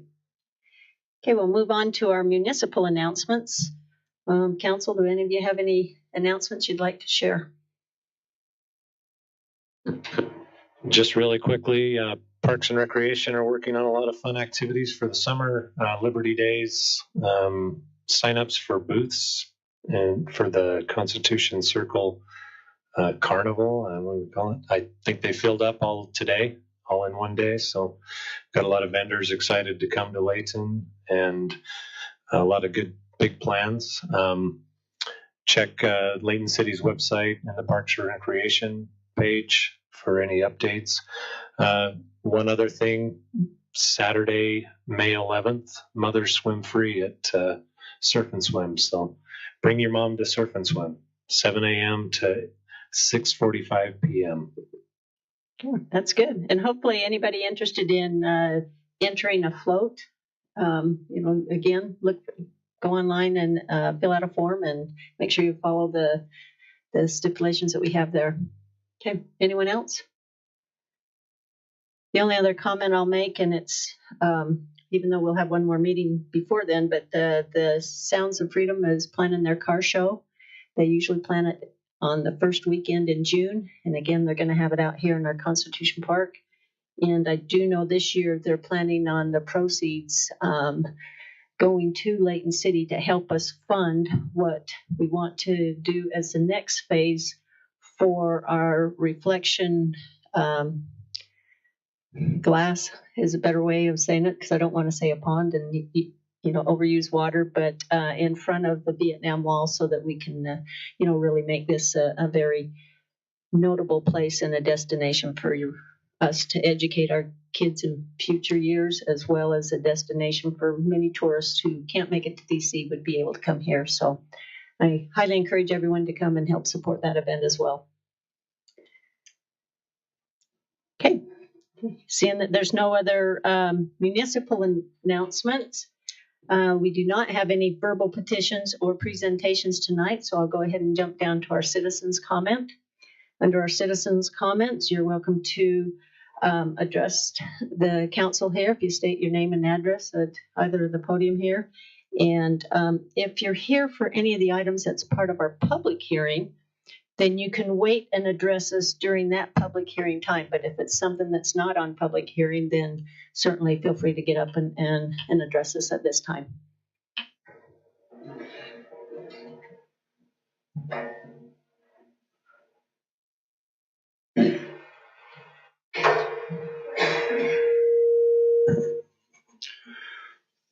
My name is Kelly Craythorne. I live at 1107 North, 2125 East, Layton.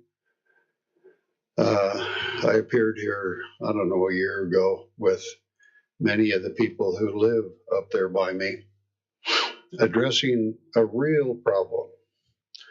I know that you folks have a lot to deal with, but this is something that you could do that would actually be a good thing.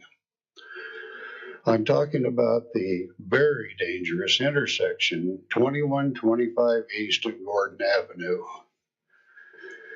Last time we were here, we had a diagram, the chalk on here, the chalkboard, showing you exactly why it was so dang dangerous. Now, the first week that Gordon opened up and they had 21, that first week, a young lady named Catherine Quigley was T-boned there, and she lost the hearing in her left ear. Now, yesterday, my neighbor right next to me, Brenda Adams, was hit and destroyed her new car. And she's home recuperating. This is a very dangerous intersection. It needs a roundabout, it needs a light, it needs a three-way stop. It is ridiculous that down further west, about a mile, where this fully visible intersection of Emerald and Gordon is, they have a three-way stop. You couldn't be in a wreck there if you tried. But go up east, you come up over the rise of Gordon, immediately there's 2125. It's blind for us at 2125. You look right, it's a blind hill. You look left, it's a blind corner with a wall. People, and you say, oh, well, they're only doing 35. No, most of them are not doing 35. And even at 35, they're on you before you can blink. The reason, I don't know how many, the only reason I knew about yesterday's wreck is I saw the police come to my neighbors. Anyway, in inquiring about it, you know, another accident. How many does it take? And it is so dangerous and inconvenient every time my wife and I want to go somewhere. If you want to go up to 89, if you want to come down to Layton, we go to that intersection. Everybody does. And everybody has learned to look at the hill. You look at the corner. You look at the hill. You look at the corner. You look at the hill and you dare to pull out. You're keeping your eye out towards the left and you're pulling into that center merge lane. But several times I have done that and I've gotten horn honks because somebody has come flying up over the hill and they're right there on you and they think you're going to pull in front of them or whatever. And so you get honked and you get birded. I can't tell you how many times, and even people coming from the left, they're on you so fast, even though you've pulled out before they've appeared, now they appear. And they're ticked that you're in their view. You don't belong on their Gordon Avenue, the freeway. This has gone on long enough. You can actually do something that would be worthwhile by addressing this. There's no reason to have a three-way stop on Emerald, or if you want to keep it there, if it's there's some reason for its existence, then keep it. But we deserve better on 2125 East. I mean, isn't that what government is supposed to do? Some good every once in a while by accident. Speaking of the accidents, I don't know what it's going to take, but it is so bad. It's terrible. Okay. And when we addressed it, there were 13 out of the 18 people who live in my HOA last time a year ago when we came. We had the diagrams, we had speakers, we had all the info that we could put together. And it was like, well, you know, we probably should look into that. And I don't know if anything's been done. I've seen a policeman monitoring the speed once. Now, that doesn't mean they haven't been there more often, but it seems like I should see him a little more often, but that is not going to solve the problem. Okay. Now, if you happen to be there at the right time of the day, in the morning when people are going to work or when they're coming home, it's indescribable the amount of traffic. So I would sure appreciate it. Okay, I want you to know we're hearing what you're saying, and we are in the process of looking at all of our streets. Has anything been, well, all the A streets? decision has not been made. Yeah, but has it been looked at? A year ago, it was promised that we would look at that. You guys. Yeah. Yeah, it's under the master plan and we're still working on it. So I'm sorry that we're not moving quick enough for you. And I understand what you're saying, but there's several intersections that with the increase in population. None of them are as bad as this, I will guarantee you. Okay. I guarantee it. Okay, thank you. Okay, is there anyone else?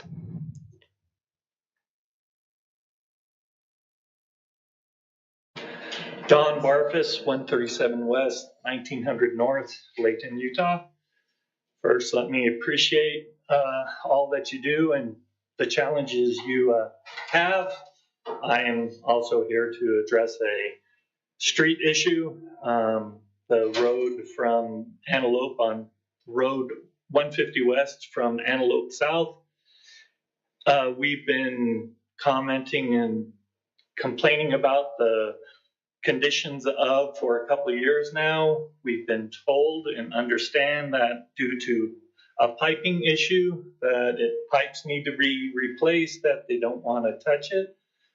But it's very rough, and the potholes, when they get fixed, are turned into bumps, and it's an obstacle course when traveling down. So we're here to trying to get it addressed and let you know there is an issue that is affecting our livelihood. We've talked to city engineers and the public works. That's how we've gotten some of this information, but we haven't gotten any timeline, resolution, where it's at, any information that would help us know that a resolution is being worked on. So we'd appreciate your time and attention to addressing this issue of ours. Okay, thank you. Real quick, so any potholes that are in the street, hopefully you have called those in, because that is something Yes. that we do respond on and want to take care of. And we've had a water main break, and the road is alligatoring. Other roads get slurry sealed and whatnot, and I understand you don't want to spend money maintaining it when you know you're going to rip it out. Just there is no timeline that we've been informed of, and so it's hard to sit here waiting when we don't know what end is in sight. Okay. I hear the same comment as the previous speaker, so thank you. Appreciate it. Mm-hmm. Thank you.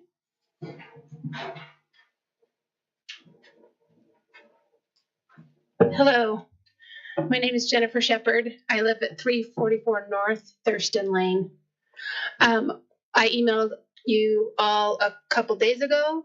I'm here as a proponent for Layton City to get a dog park.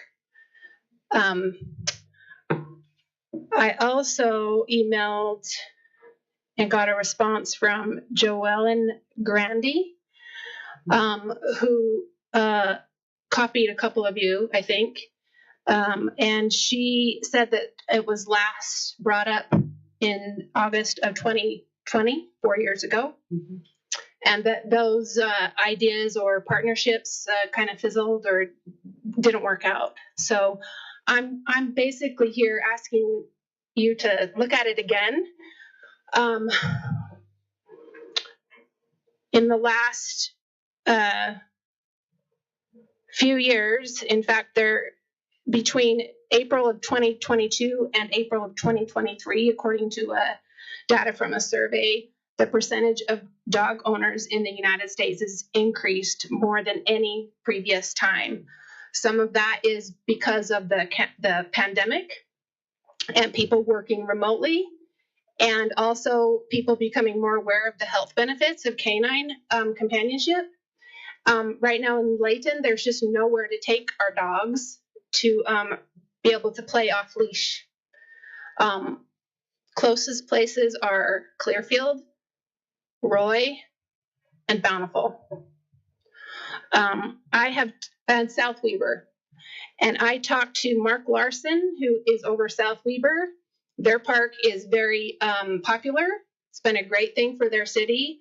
I also talked to Benji in Clearfield about their dog park, also very popular. He in particular would love Layton to get a dog park to take some of the pressure off that dog park. It's very much needed. 56% of Americans have a dog. And so we need to have somewhere to take them.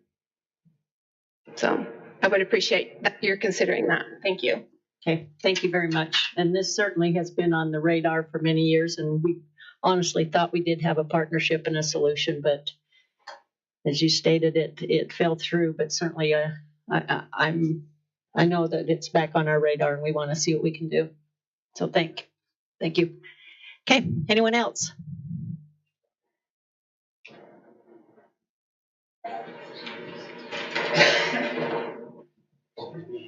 I also live on 150 West, Town Barfus. My name is Chad Hogan. I'm on 1923 North, 150 West. Listening to Don, just looking through my phone. 150 West is a cratered mess. I mean, it's pot marks. I've lived there for over 20 years. I'm an original resident. The road 150 West goes north-south, connects to Antelope. The adjacent road 285 West goes north-south, adjacent to Antelope. It has similar traffic pattern. It's been resurfaced or replaced at least twice since I've been here. My road has not been at all, ever, not once. I was looking through my phone. On January 11th, I took a picture of the crater marks in our road, and it's a primary road from Antelope. There's a lot of traffic on it. January 11th, the pot marks were filled. They were full of water. The cars on the side of the road were getting splashed with water and slush. I was happy because they came in and filled the pot marks. I think they've filled the pot marks in our road twice so far this year, but almost immediately the pot marks just go away. It's in such bad repair. It's really bad. And I'm assuming it's not getting replaced because of the water line underneath, because of the adjacent road was replaced twice. It's just really bad, and it would be nice if it was fixed. I mean, I drive down and I weave because I miss the pot marks, and that's the road I live on, and it's just really bad. So. Okay, thank you. I appreciate that, and we'll take note of all these addresses. And I think that perhaps if one of you wouldn't mind that's in that area, if you wouldn't mind, leave your contact information with either our attorney or recorder, that'd be good. So once we get this study done, we can at least let you guys be aware of it, so that you know what the priority will be, is the best way to say that. Okay. Anyone else? Mike Lindrianis, 2601 West Gentile. Council, Mayor. Thank you for tabling 2700 West recoup of cost. The additional type to review the city code has allowed me to gain a better understanding. In the review of the code and code definitions, there are, I believe, several errors in the provided calculation from the city. The code 12.24.060 couping cost code states city can recoup the cost of design and construction. The code does not reference right-of-way, nor does it define for design, definition for define or construction provided in the code. I can't say this word, apologize, common word, okay, sorry, includes right-of-way as a design or construction provided in the code, sorry. Definition, the right-of-way cost, in my opinion, should be removed from the calculation. Apologize for that. 12.24.010 definitions of new major streets. The code defines what shall be included in recouping. This section does not include street lighting and secondary water, which were included in the city's calculation provided us. This does not apply to the code, or these items do not apply to the code, and these items should be removed from the calculation. 12.24.10, again, definition also states several charges should be taken at half costs, including culinary, sanitary, water lines, and storm drain. These items should be reduced by half.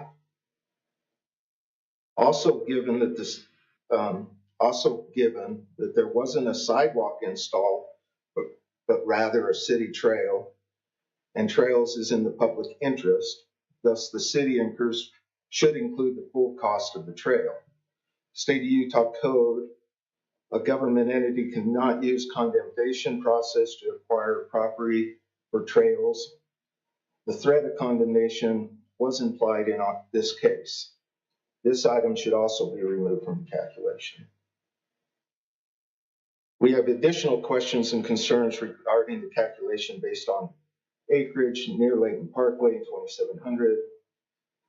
Could you please explain the decisions were made to determine the cost and the matter why? And I want to thank Steve Jackson for explaining that during the work meeting. Better understanding of that calculation.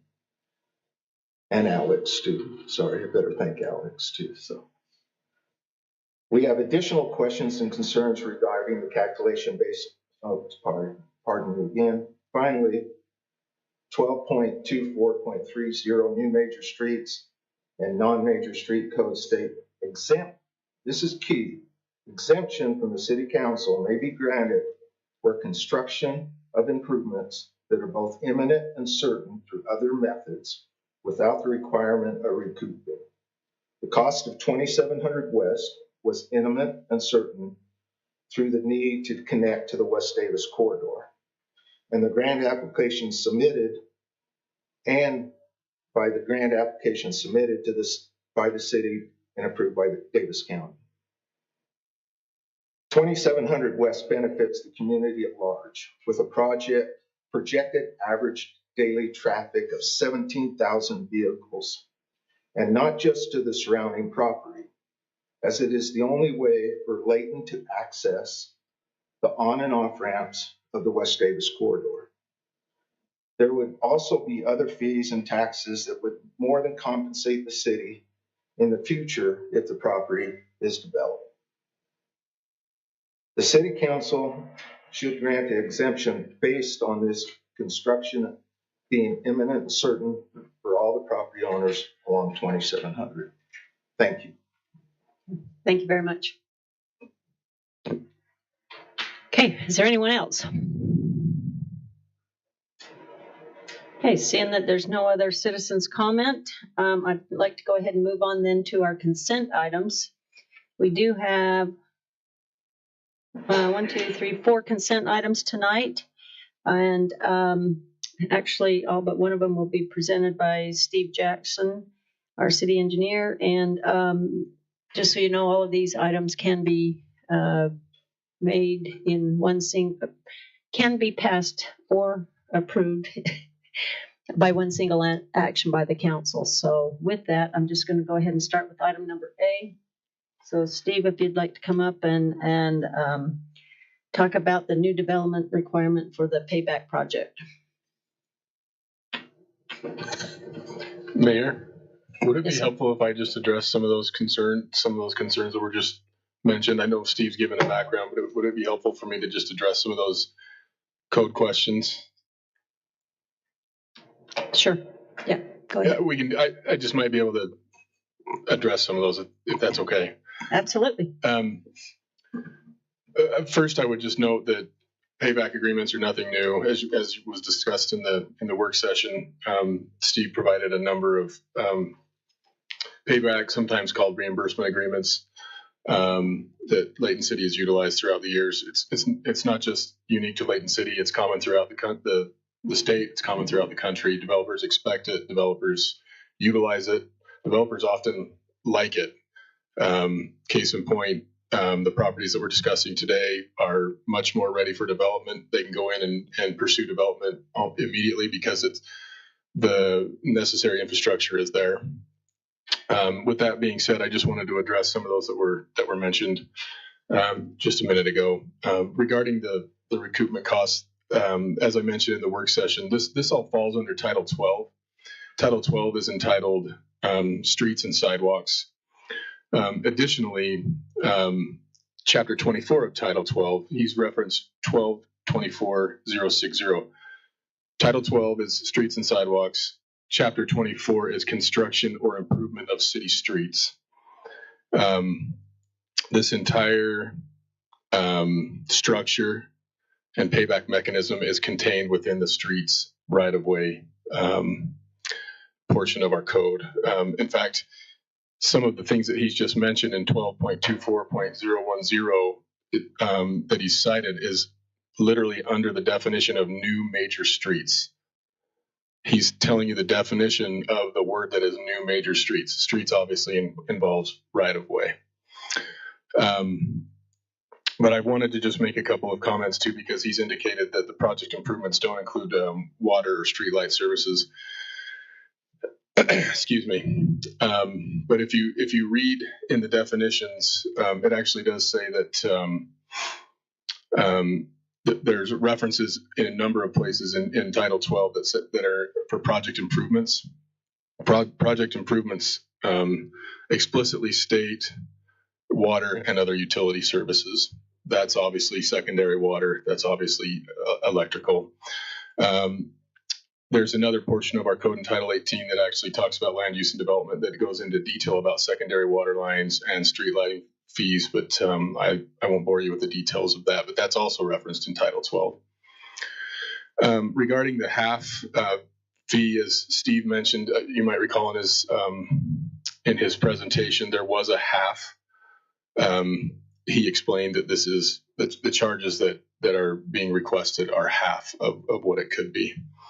I would also note, and Steve, correct me if I'm wrong on this, but he's indicated that it would be for design and construction services. Construction obviously includes the construction of the right-of-way, but I don't believe that design was calculated as part of this. No, it wasn't. We didn't include any city expenses for the design or the oversight of the construction in that payback. So, it is assessed at half, and it didn't include design. Another portion of the new major streets in Title 12 references is subgrade. Subgrade was also not included as part of that assessment. Finally, on the what he defines as a trail, it's a sidewalk. It's a 10-foot sidewalk that abuts the street. It's part of the right of way, and he's only being assessed half of that, the 5-foot sidewalk. The city's determined that a 10-foot sidewalk is necessary there for the needs of future development and pedestrian access to that property as well as through that property. As was described by Steve in the work session, the upsizing is paid for by the city. So that the assessment is only for the 5 feet sidewalk, not for the 10-foot sidewalk. Similar to if we wanted to put in a bigger pipe that would serve residents further down the road, we would pay for the upsizing of a pipe. In this, we paid for the upsizing of the sidewalk, and that's not been assessed as part of this.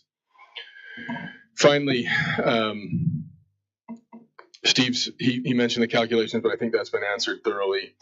The last thing I would just note is that he talked about an exemption, and he talked about where it references imminent and certain.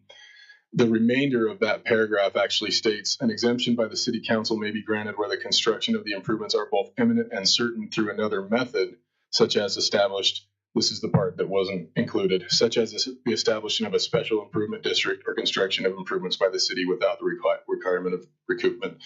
So that's specifically contemplating where you have a special service district that's putting those improvements in. That's when the exemption can be applied by the city council.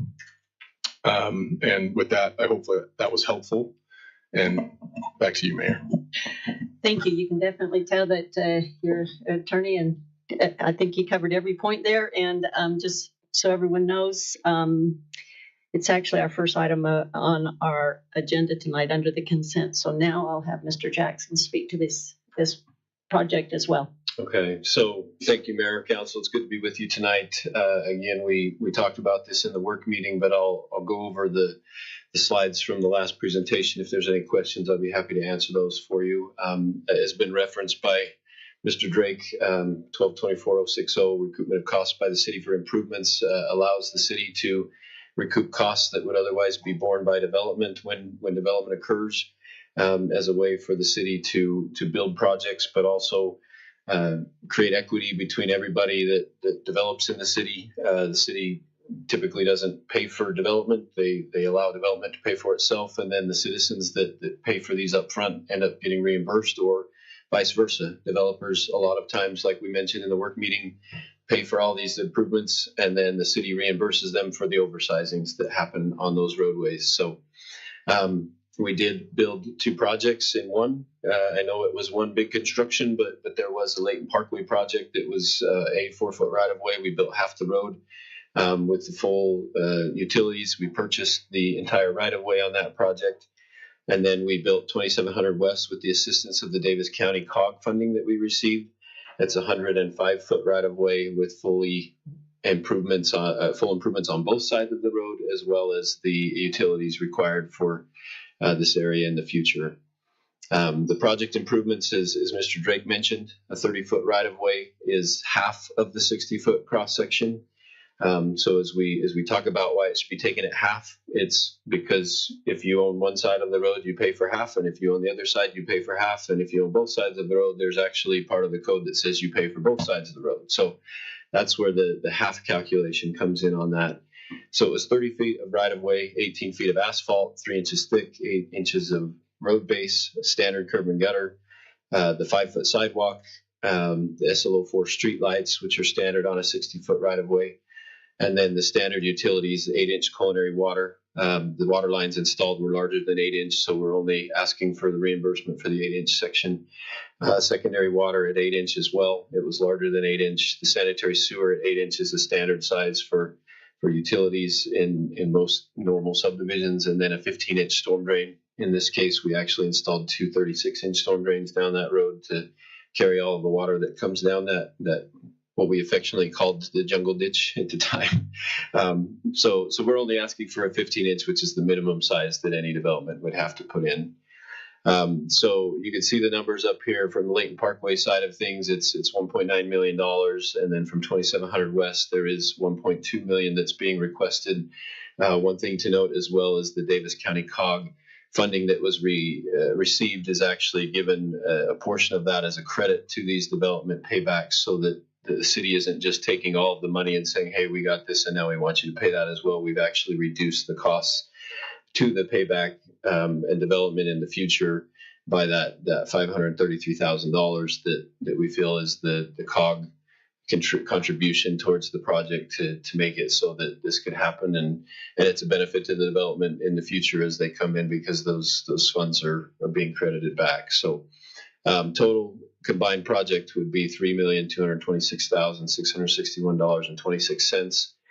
And then this is the breakdown of the properties that are involved or that are included in the payback or proposed to be included in the payback with their acreage, and then the costs that would be assessed at some future date. Something really important to note is this is not a lien, this is not a bill, this is not any kind of exaction right now. It only occurs if somebody comes in on these pieces of property and wants to develop, and they go through the development process, and those fees are paid at the time that they receive those development approvals. With that, if there's any questions, I'd be happy to answer them. Do you want to speak to the fact that the calculations was done by acreage, not lineal feet? Yeah, I can speak to that. So on this property, the way that the code reads is that it's a benefited property. As property or the paybacks are done, the benefited property is a calculation that we can use. Occasionally we have a roadway that is built and it's very clear that you could just go linear foot, and you say you got this much frontage and there's the linear footage. On this one, it's a little bit more difficult because we have such a large area that is being benefited by this roadway. And so we felt like, to be more equitable to the property owners as a whole, we wanted to use the acreage calculation so that the cost was spread out evenly, and that the property owners were receiving equal benefit. For example, on this property on 2700 West, you can see that there's long skinny parcels here with really long frontages, and to assess that at a linear foot cost would put, we felt, an undue burden on the people that are just adjacent to the road, whereas there's properties that outside of that roadway that are going to utilize these utilities, utilize the roadway to access their development. And so that's why we chose to assess it at an acreage benefited acreage instead of a linear footage of frontage on that road. All right. Okay, council, do you have any questions then? I don't have a question. I just wanted to thank you and Clint for bringing back the information that we asked and for going back and getting us some detail, some more research behind this item. For those of you who don't know, this item was on the previous meeting agenda, the first meeting that we had in April. And so thank you for bringing back that information for us. You're welcome. I guess I would say staff recommends that we council adopt resolution 2414, authorizing us to the city manager to sign the necessary documents for this, just as a matter of. Okay. Councilman Roberts?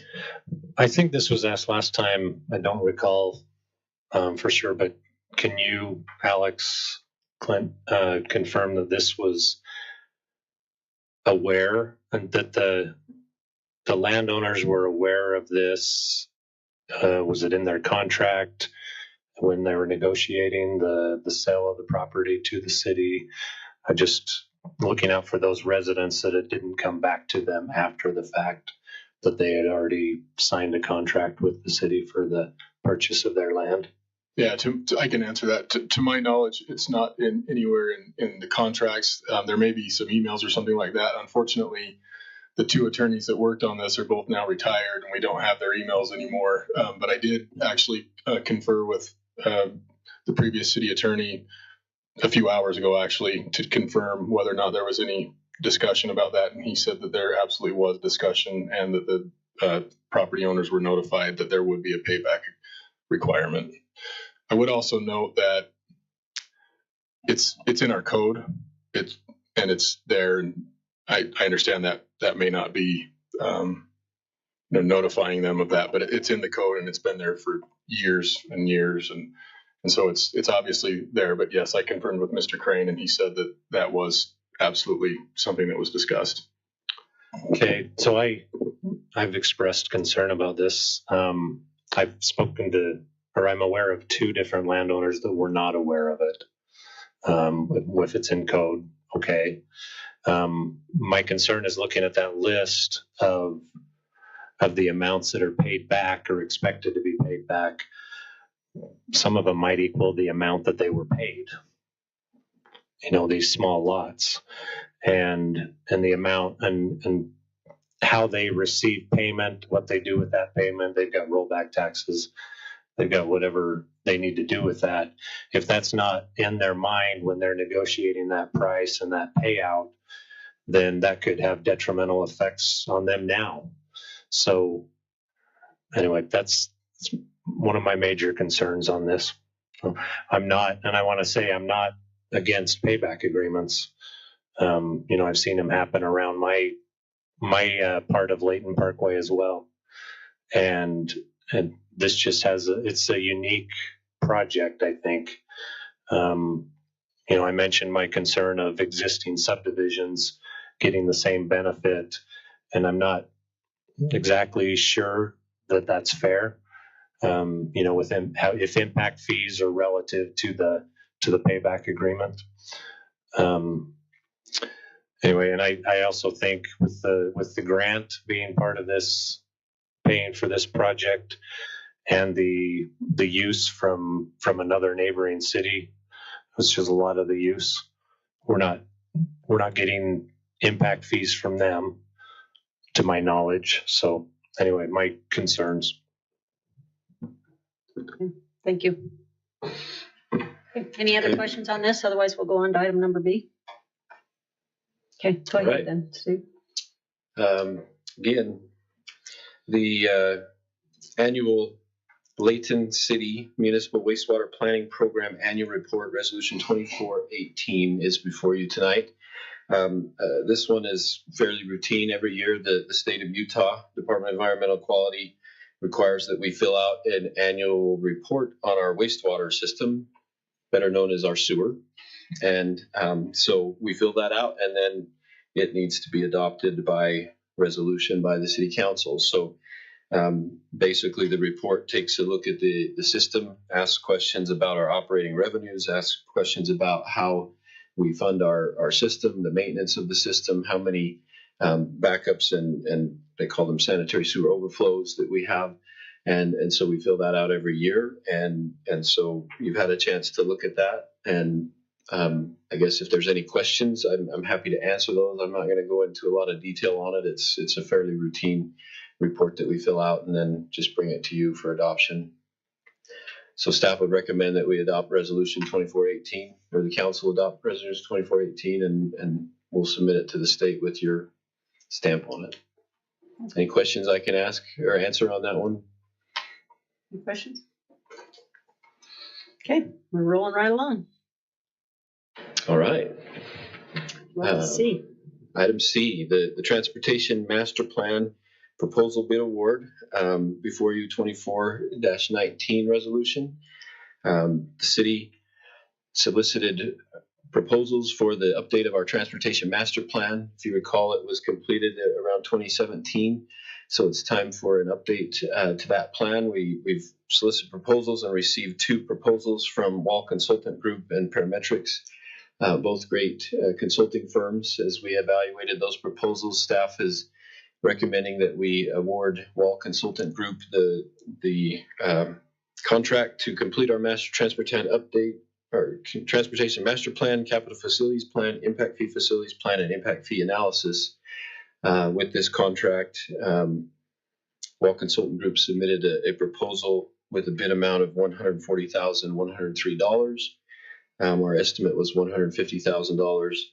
And so staff recommends council adopt resolution 2419 awarding the contract to Wall Consultant Group and authorize the city manager to execute that agreement once it's complete. Is there any questions I can answer on this one? I guess I can show you this picture. Wall Consultant Group, they've got a lot of experience all over the Wasatch Front, completing plans and different types of general plans, stationary plans, downtown plans, traffic updates, impact fees. We worked with them on other projects here in the city as well, with transportation impact studies. So, any questions I can answer on that one? Any questions? No? Sounds like they're a good group to have work for. Yeah, we're excited to have them. Yeah, so. Mayor, may I? Sure. Just a timeline of when do you think, if that's voted on tonight, the timeline of the update?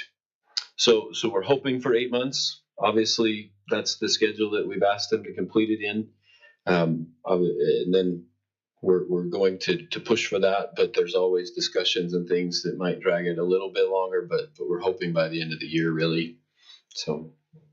Okay, that's good. Okay, thank you, Mr. Jackson, for presenting all 3 items to us tonight. We'll now move on to item number D. And Jaden Napoloni is going to be presenting for us tonight. And this is to amend Title IX. Well, it's regarding the discharge of firearms. How's that? So, Jaden. Thank you. Thank you for your time and consideration on this matter. I'm here to present a proposed amendment to our local ordinance governing the discharge of firearms within city limits. So right now, except in limited circumstances, our city code prohibits the discharge of a firearm within city limits without first receiving approval by the police chief. Staff proposes to remove the police approval requirement from the code. Chief Swanson reports that he receives many calls of this nature, and when he receives these calls, he directs residents to follow all applicable laws and regulations instead of giving specific permission. He has several concerns. First is that this giving permission could create potential liability for the city. This amendment also includes an addition in the code that directs people who are participating in a lawful hunt to notify dispatch first. The purpose for this amendment is in case dispatch receives calls from the public about the hunt, they can respond accordingly and let people know what's going on. So staff recommends that the council adopt this ordinance 2411. We believe it would improve efficiency for the police department and reduce potential liability. Thank you. I just had one question, and it's not displayed here, but in our packet, there was also an addition on line number 3. and it read, any person participating in a lawful hunt or other activity involving the discharge of a firearm shall call the Layton City non-emergency. Just went on. Yeah, line number 3. My question was, is there or can we add lawful between other and activity on the second part of that line? Because currently it just reads participating in a lawful hunt or other activity involving the discharge of a firearm. Are there any other lawful activities involving the discharge of a firearm? I'm just wondering if that's confusing to only me, or if it would be confusing to other people for that to not be as clear. So your note is, it would read, any person participating in a lawful hunt or other lawful activity involving the discharge of a firearm. Yeah, I think that's a good note, and we could add that clarification in there. And Clint can help me with that. I'm not the legal person here, but I just don't want someone to read that as though they can do other things that are also not lawful I think without that's a reaching good out. point. The police chief, I think it's most common that dispatch receives calls when people are engaging in lawful hunting within city limits, but I think that's a good point, that any lawful activity, we can definitely add that clarification in there. Do you want to also speak to the fact that, only because I know that there's, we work with the animal control regarding anybody who traps like a raccoon or nuisance animal, how that is handled? Yeah, so that's contemplated in this code, and the only change we're making to that is that they don't have to receive specific permission from the police chief to do that. I think that, could we scroll up a little bit so that everyone can see? I think it's D. Yes, so we aren't adding any additional requirements to that. The only contemplated change would be the approval requirement. Okay. That would be standard practice that's already been happening. Okay. Just a question. Lawful hunt. An example of a lawful hunt. I know that in certain, were you going to chime in, Clint? Yeah, geese on the golf course. Geese on the golf course. So they wouldn't be. If there were an issue that DWR was trying to manage deer, there might be some part of that lawful hunt would require DWR permission as well. But there's sometimes they make a distinction between migratory deer and urban deer, and sometimes DWR will allow hunting of the urban deer, and so by residents, by anybody, as long as they get the appropriate approvals. Okay. Thank you. Councilman Roberts? So along with the lawful activities, I appreciate that, council member. And I'm thinking along the lines of trapped nuisance animals. So I understand it's no firearms discharged in Layton City, and it used to, and if we pass this, it used to say without the permission, but now it'll just say, well, I guess we're adding the lawful activity. Are we changing our ordinance, or it's covered in here that it is okay under certain circumstances? Did I totally confuse you? So in paragraph 1, A, B, C, D, and E, it enumerates what those lawful discharges would be. Okay. And those are largely remaining the same that they've been in our ordinance. Okay, additional question. What is the definition of a firearm? I don't think it's defined in 9.6.020, but we aren't proposing any changes to the current definition. So the reason I ask that is a lot of people that trap nuisance animals use a high-powered air rifle rather than a rimfire or a center fire rifle. Just wondering if that is considered a firearm. I can check and report back to you on that. I believe that our definition of a firearm is consistent with Utah State Code, but I'd be happy to check and let you know. Like, we're not changing that here. So something to look into. I would appreciate it. To look into for the future. Got it. Just what about bow and arrows? It's not a firearm. I don't think those are included in the definition. Well, there was something included because I'm aware of a friend that got in trouble for setting up targets and shooting in his backyard. So the target shooting is addressed in subparagraph E, and I believe that paragraph is contemplating target shooting at an indoor fire range. And so we did add some clarification there. Well, I just like, because a bow and arrow, a crossbow, I can add different from a .22 rifle. Yeah, I can add a little bit of context. So there is a portion that talks about a little bit more about guns, rifles, things of that nature, and that's more the discharging of firearms. We do have a city code entitled throwing missiles or missiles, depending on how you want to pronounce it, if you're British or not.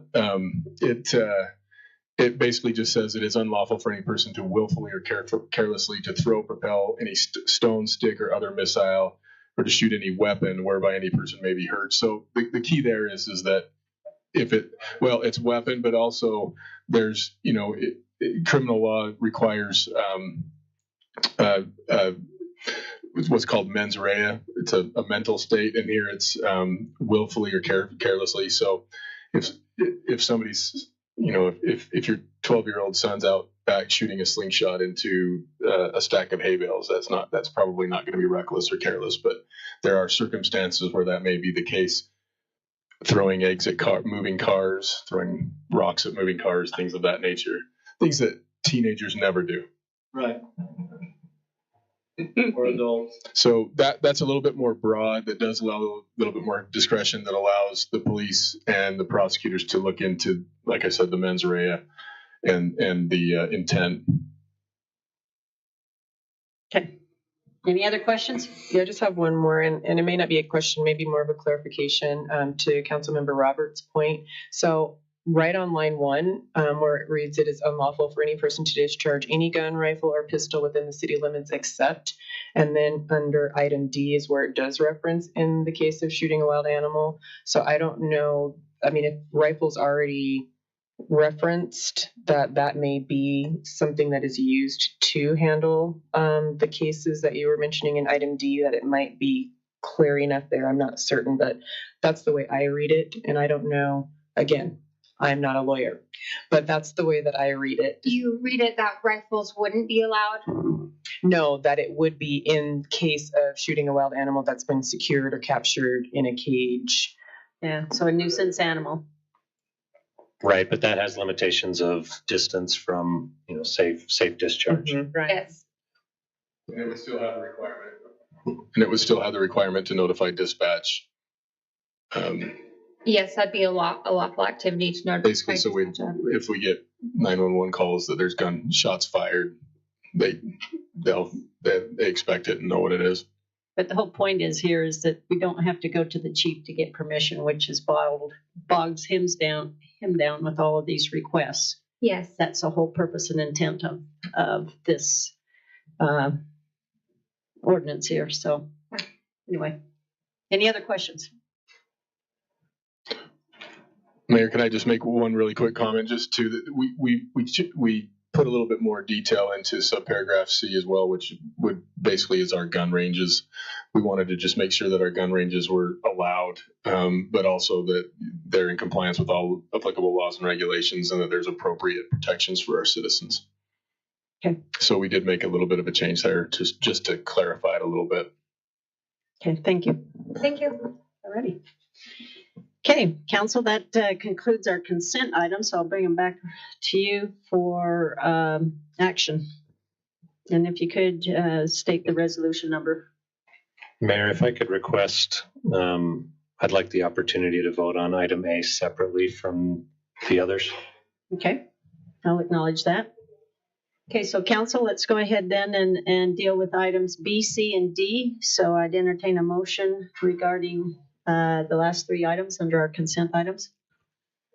Madam Mayor, I move that we approve item B, resolution 24-18, item C, resolution 24-19, and item D, ordinance 24-11 as presented with the addition, the addition to the discharging firearms ordinance 24-11. Well stated. Thank you. Do I have a second? Okay, it's been moved in second that we adopt under our consent items B, C, and D. All in favor, please say aye. Aye. Any Aye. opposed? Okay, thank you very much. We'll now come back to item number A.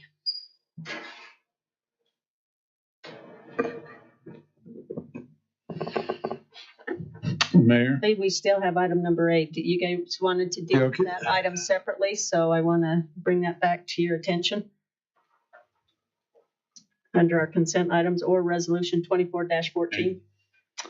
Mayor, I move that we approve resolution 2414 as it was presented. Okay, do I have a second? Second. Okay, it's been moved in second that we approve item A or resolution 24-14. So all in favor of that, please say aye. Aye. Any opposed?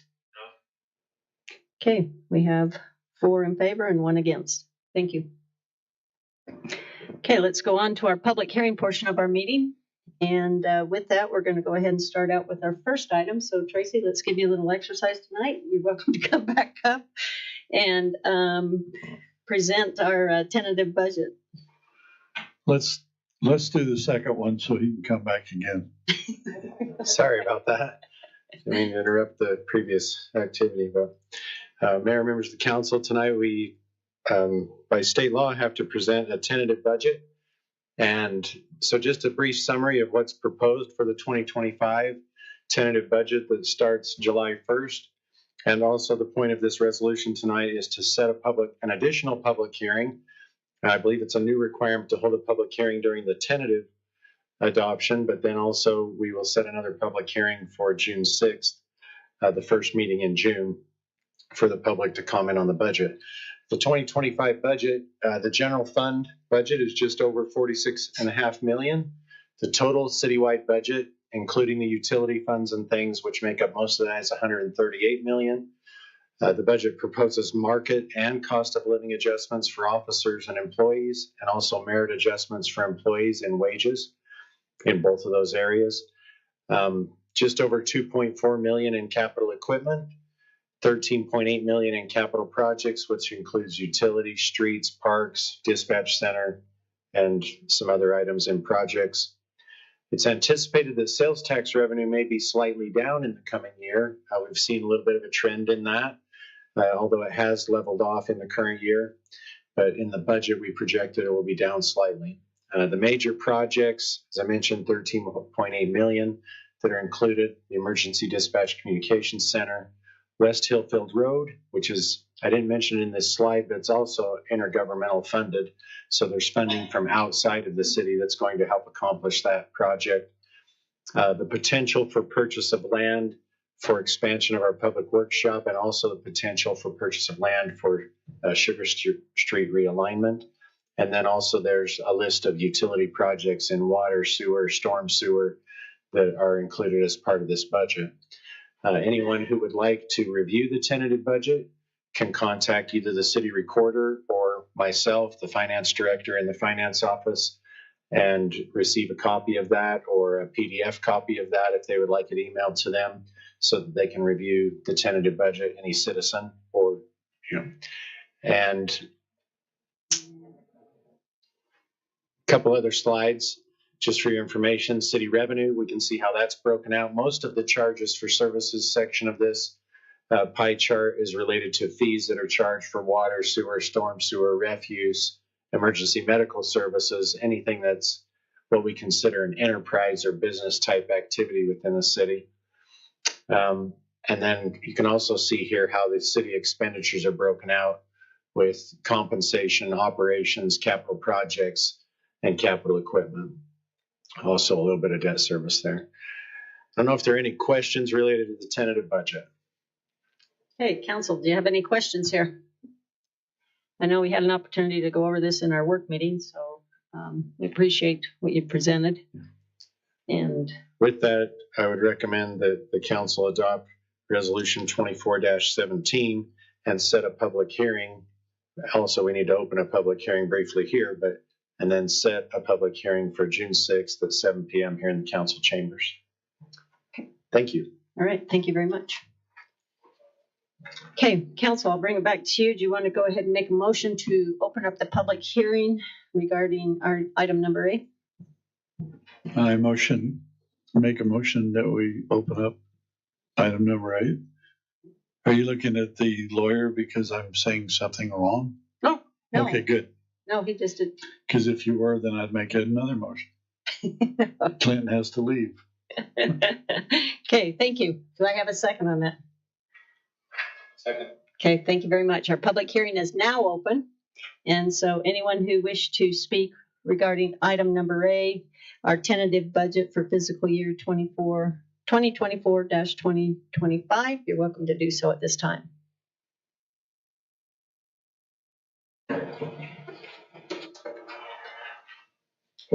My name is Nancy George. I live at 1452 North Fort Lane.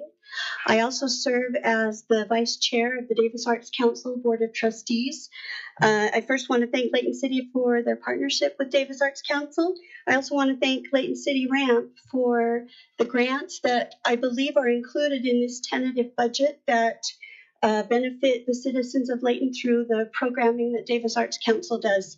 85% of our programming is free and it's offered to the citizens of Layton and the residents, and we are grateful for the funding we receive, and what is included for the coming year will be able to help fund programs such as Active Pages, our free Sunday night concerts, our Snow Horse Art Gallery, senior stages, our small stages, our Gangrene Comedy Festival. We are grateful for the support and grateful to have the funding that helps us provide these programs to our residents. Thank you. Yeah, don't forget the Friday movies. Free Friday films, correct. Friday films, yeah. Yes. So I can finally go away from my house to see a film. Yes, we have a wonderful array of programming, most of it free, that we love to offer to our residents. So thank you very much. Okay, thank you. And it's nice to see the different faces that are involved with the Arts Council. So thank you for coming. Okay, anyone else? Okay, council, I'll bring it back to you for action. And I believe where this is a public hearing, we opened our public hearing on this item. And the reason why I want to deal with this now is because we can go ahead and leave the public hearing open, right? Because we'll deal with it again in June. So hopefully I didn't confuse you, but if you could. Wait, say that again. Okay, so we need to take action and adopt our resolution. Yes. We've opened up our public hearing. Yes. And we're proposing a public hearing in June. So technically we don't need to close this one, correct? I suppose not. I'm not sure. Typically I've seen it where it's just open and closed and then they just do it. Open it again? Yep. Okay. That's probably the. I will take your counsel on that. Yep. So with that then, council, if you want to go ahead and we don't need to, well, I guess go ahead and close this one, but then I'd have to open up the next item as well. So I need action. Mayor, I make a motion that we adopt the tentative budget for fiscal year 24-25, resolution 24-17, close the public hearing and set a date for a public hearing June 6th, 2024. Thank you. For this same item for the final adoption. Second. It's been moved in second, so I'll take a roll call vote on this. I'll start down here with Councilmember Thomas. Aye. Councilmember Smith Edmondson. Aye. Councilman Morris. Aye. Councilman Bloxham, who is online. Yes. Can you state that one more time? Yes. You got it? Okay. All right. Thank you. And Councilmember Roberts. Aye. Okay. Thank you very much. Okay. We'll go on to item number B of our public hearing. And Morgan Cloward is going to speak regarding this item, which is our community block grant action plan. Thank you, Mayor and Council. The Layton City Community Development Block Grant Annual Action Plan. You may recall we got together first part of February to talk about the public hearing portion of the plan, getting feedback from the public, from you and staff members about what should be included in that plan. After consultation with all the above, these are the activities that we're proposing. We have the plan and the funding that covers July 1st of this year through June 30th of next year. We're currently in our 2023-24 annual action plan that ends the end of June. And as you can see, we're not proposing anything outside of what we're currently funding. We have our same public service partners, Open Doors, Safe Harbor, Youth Court, etc., and our other activities that we've been doing that have been very successful, including providing property for Have a Heart to build an affordable home buyer assistance, and those types of activities. So if that looks good to the council, staff recommends that we adopt and approve the annual action plan for 2024-25 and approve resolution 2416. Okay. Council, do you have any questions before you open your public hearing? Sure, just one question. Hi, Morgan. Wondering why some of the items are, the funding amount is in white print as opposed to black print? Yeah, I'm not sure why it's showing up that way. When I put it together, everything should have been in black print. I'm not sure why it looks that way. Cool, just wanted to make sure some kind of a glitch. Still... Yeah. Are there any numbers there that you're not reading that I can read for you? Because I do have a hard copy. No, I can see them, but we can state them out loud for those who cannot. Yeah. Home buyer assistance is $20,000. Yep. Have a Heart, $183,234.70, which is the Habitat for Humanity home. Open Doors, $18,456. Oh yeah, there we go. Yeah, Chad. And then Layton City Youth Court or Community Action Council, $12,053. I cannot see the Lantern House one, but I think it was 5,000 something. Yeah, it should be just under 6,000. Yeah. There we go. Yeah, there you go. Thank you. Thanks, Chad. Yeah. Love it. Thank you. Okay, so once again, I'll bring it back to council for any questions or you want to ask Mr. Cloward, and also open up the public hearing.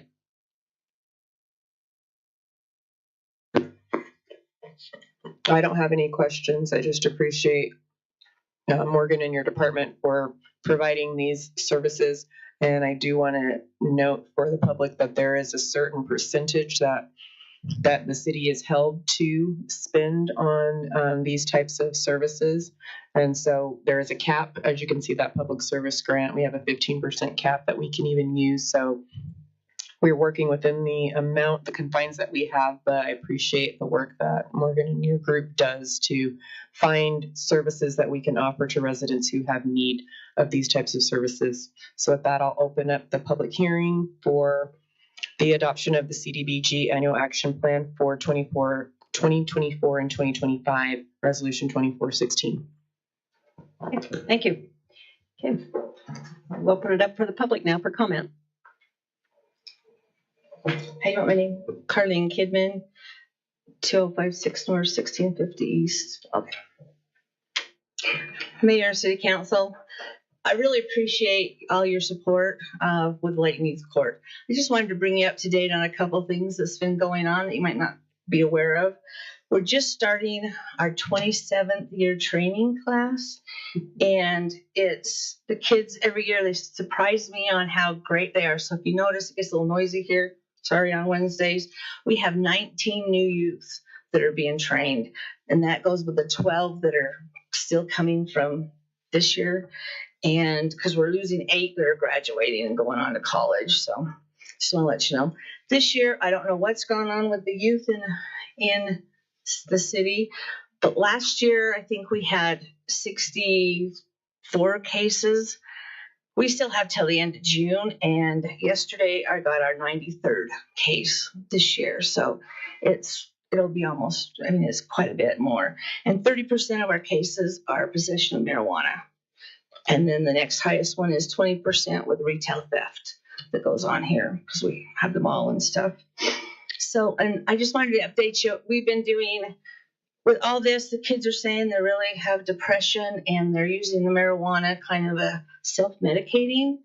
So I've been got a hold of Davis Behavioral Health and we've partnered with them. They're doing a pilot right now using the youth because they're learning to breathe class. And they have come in and they are finishing up their 7th class that they're doing for our offenders. And it's a 6-week class. And we've already had 37 kids complete that class. And they're offenders. They've already come in, they already trained all our youth court members too. So they did that first so that we would know what was going on. But the kids have been saying that it's a great class. And right now we have so many cases, I could probably give another 30, but they had to stop because they're not give it to us for the summer. So we're hoping we continue that starting this school year and open it up to more because there are more youth throughout the city besides just the youth court offenders. And so we've been working with them. I've been actually working with them and it looks like we might be getting in the county here our Prime for Life 420, which is a class I've been asking for years for our kids, telling them about the dangers of marijuana. And we've been working with a group out of Washington State. And I just got talked to Davis Behavioral Health and the school district, and they've okayed it. So we're going to be able to have that class finally, be able to send all these kids to teach them about, evils of, getting into the marijuana, especially at a young age. And just update with Steve Garside retiring. He was our chair of our Utah Youth Court Advisory Board, and he nominated me, so I've taken over for that. So Layton still is really into the state. I'm also the president of the Utah Youth Court Association. So Layton's really into the youth courts with the state. So I just want to let you know. And thank you for all the support because the kids really need it, both sides, the kids who are the judges and the kids, the offenders. So thank you very much. And we hope, keep supporting us. So thank you. Well, thank you very much. And thank you for all your service and taking on additional responsibilities on multiple levels. So, Carlene, we do appreciate every minute you volunteer in this capacity. So I get a stipend. Well, I'm not sure you get paid on the others, so I appreciate your additional hours that you're willing to put in. Okay, thank you very much. Thank you. Okay, counsel? Yeah. Go ahead. Go ahead. Oh, okay. I had a gentleman approach me with these numbers, and he said, Dave, I don't know that I agree. And I said, well, what's your problem? And he explained it. And I said, well, before I make a decision to either help you or not, would you do me a favor? And he says, well, sure. I said, you go there and you find out what that organization does. And then when you find out what it does and how that money goes, then come back to me if you have a problem. Well, he called me back and he says, Dave, give him more money. So I just want people to know that this isn't something that's just pulled out of the air because somebody wants cash. Every one of these things, it says critical home repair, but I think you could put critical in front of all of them. The money goes to a good cause. Thank you. Thank you very much. Okay, this is a public hearing, so go ahead and state your name. Mayor, Council, thank you for giving us time to talk. I am the new Executive Director for Safe Harbor Crisis Center here in Davis County. Been with the organization just a little over 3 months now. My background is in law enforcement. I'm a retired police chief here in Davis County. Went to Intermountain for a few years, Intermountain Health, and was fortunate enough to have the opportunity to come work for Safe Harbor. As many of you know, we're the first and only domestic violence sexual assault provider in Davis County. And our mission is to provide shelter, supportive services, and advocacy to survivors of domestic violence and sexual assault. We also provide education, awareness, and resources to the community. In 2023, we served, and by we, I mean Safe Harbor, served 606 residents of Layton, resulting in a total of 8,543 supportive services. Those services include crisis intervention through our hotline, emergency shelter, therapy services, housing advocacy, children's advocacy, life skills, protective orders, forensic nurse exams, and economic empowerment like donations. We're requesting continued Layton CDBG funding. They will go to support our emergency shelter and therapy team. And genuinely just want to say thank you for being a good partner. This is a little bit different of a perspective for me after 28 years of dealing with domestic violence and sexual assault in the law enforcement realm. There's the other side, and it's the repair side, we'll call it, where we help people that have been through these terrible events get back on their feet and live a healthy life and be able to move forward. And it can't happen without help through cities and grants and the donations given by people. It is a very critical part of what we do. And what we do is a very critical part of trying to help those in our community that have been in bad situations have a good life. So thank you. Thank you very much. And if you have any questions, I'm definitely open to them. I just want to say thank you for your past support in law enforcement and where you're at today with Safe Harbor. I'm not sure I caught your full name again, but it's Todd Hickson, Hixson. Okay, thank you, Todd. And then just because we live stream our meeting here, and some people don't realize where the center is and the fact that it's how private it is as well. So do you want to just quickly explain those two items? Yes, so we actually have 3 different locations. 2 of them are located where we don't tell people. One of them is actually here in Layton, our new Lifeline Prevention Center. And we provide therapy and advocacy services for adults and children there, as well as our administrative business that has to be done. And it is directly north of the new Intermountain Hospital there. Okay, thank you. I appreciate that. You bet. Okay, okay. Thank you. Thank you. All right, anyone else? Hello. I am Jamie McKinney. I live at 2586 East Antelope Drive. I am with Open Doors. I'm the Community Action Coordinator.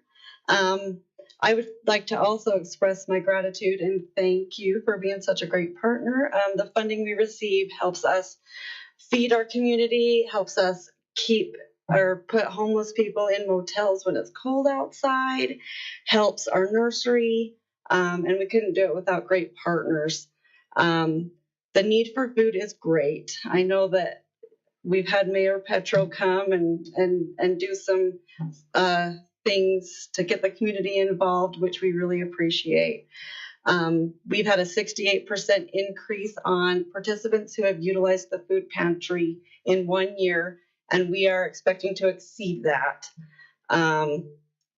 by quite a bit. We've had a lot of new participants coming in, so the need for food is extremely high. So we did receive CDBG funding last year, and most of our money went into our food pantry. And so I just want to say thank you, and we look forward to working with Layton City some more. Okay, thank you very much. But knowing that you guys are limited on the amount of food that you have, do you want to explain what hours you are offering the food pantry? Because I know that that's now limited, right? Yes, so we are open Tuesdays and Wednesdays from 9 to 4 and Fridays from 9 to 1. We can serve emergency food anytime, Monday through Friday, 9 to 4. If a person comes and they ring our doorbell and the food bank's closed, we're not going to turn anybody away for food. They can come get food at any time. So we have emergency boxes available. We also have, with our self-sufficiency program, if someone's coming in for an appointment and they can't make it food bank day, we will go back and make them a cart, same food, same amount of things, as long as we have it, and give it to them that day. So, okay. Thank you very much. Yep, thank you. Appreciate that. Okay, is there anyone else? Okay, seeing that there's none, I'll go ahead and bring it back to the council then. Council, do you have any additional questions regarding this item? Make a comment. Sure, absolutely. You might notice there's a face missing, and Jamie, I appreciate you being here from Open Doors, but I spoke with Deneen Adams this morning, and she regrets that she's unable to be here, but expresses her gratitude for Layton City's participation with all the great things that her organization with Open Doors is doing as well, and to Morgan as well. So thank you. Very good. If we're ready, I'll make a motion that we ready? Pass out ordinance 24-10. Sorry, 24-16. Getting ahead of myself. Resolution. Sorry, resolution 24-16. Okay. It's been moved in second that we pass resolution 24-16. Once again, I'll do a roll call vote. I'll start down here with Councilmember Roberts. Aye. Okay, Councilmember Bloxham. Yeah. Okay, I heard you that time. Thank you. Councilmember Morris. Aye. Councilmember Smith Edmondson. Aye. And Councilmember Thomas. Aye. Okay, there you have it. It passes. Okay, our public hearing is still open. We'll go ahead and go on to item number C. And Mr. Chad Wilkinson is going to present this item to us regarding our mixed use TOD zoning. Yeah, I'll go through and kind of explain what this amendment for. This is actually an amendment to our code related to a new use category that we're proposing called inpatient medical facility.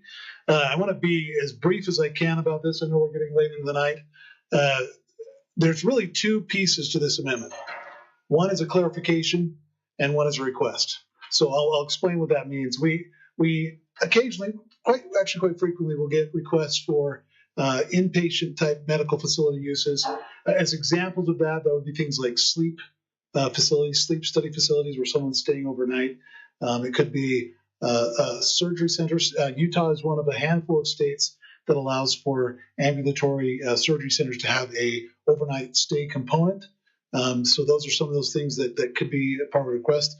Recently, we had also a medical detox facility. It's a medical clinic facility. It's different than a residential facility. This is actually someplace where a patient is going to get detoxed before they go on to another residential type facility. So those are just three examples of the type of uses. So this is a broad category of uses. It's not necessarily one or the other of those.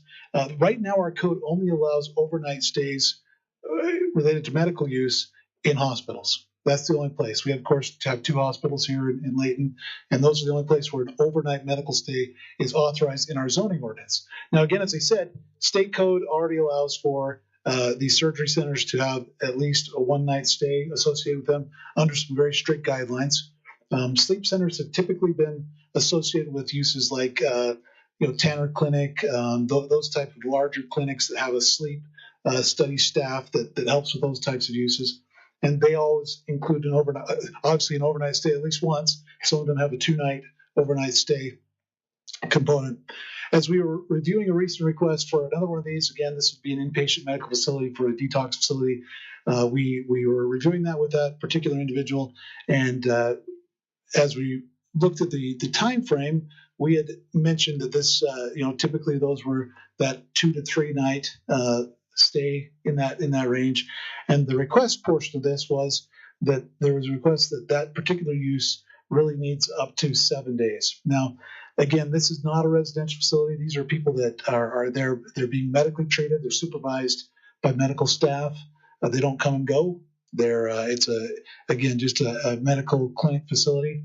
While they get that detoxification process accomplished, and then from that point, they would be referred to a residential treatment facility where they go for long term and be subject to whatever rules and regulations apply there.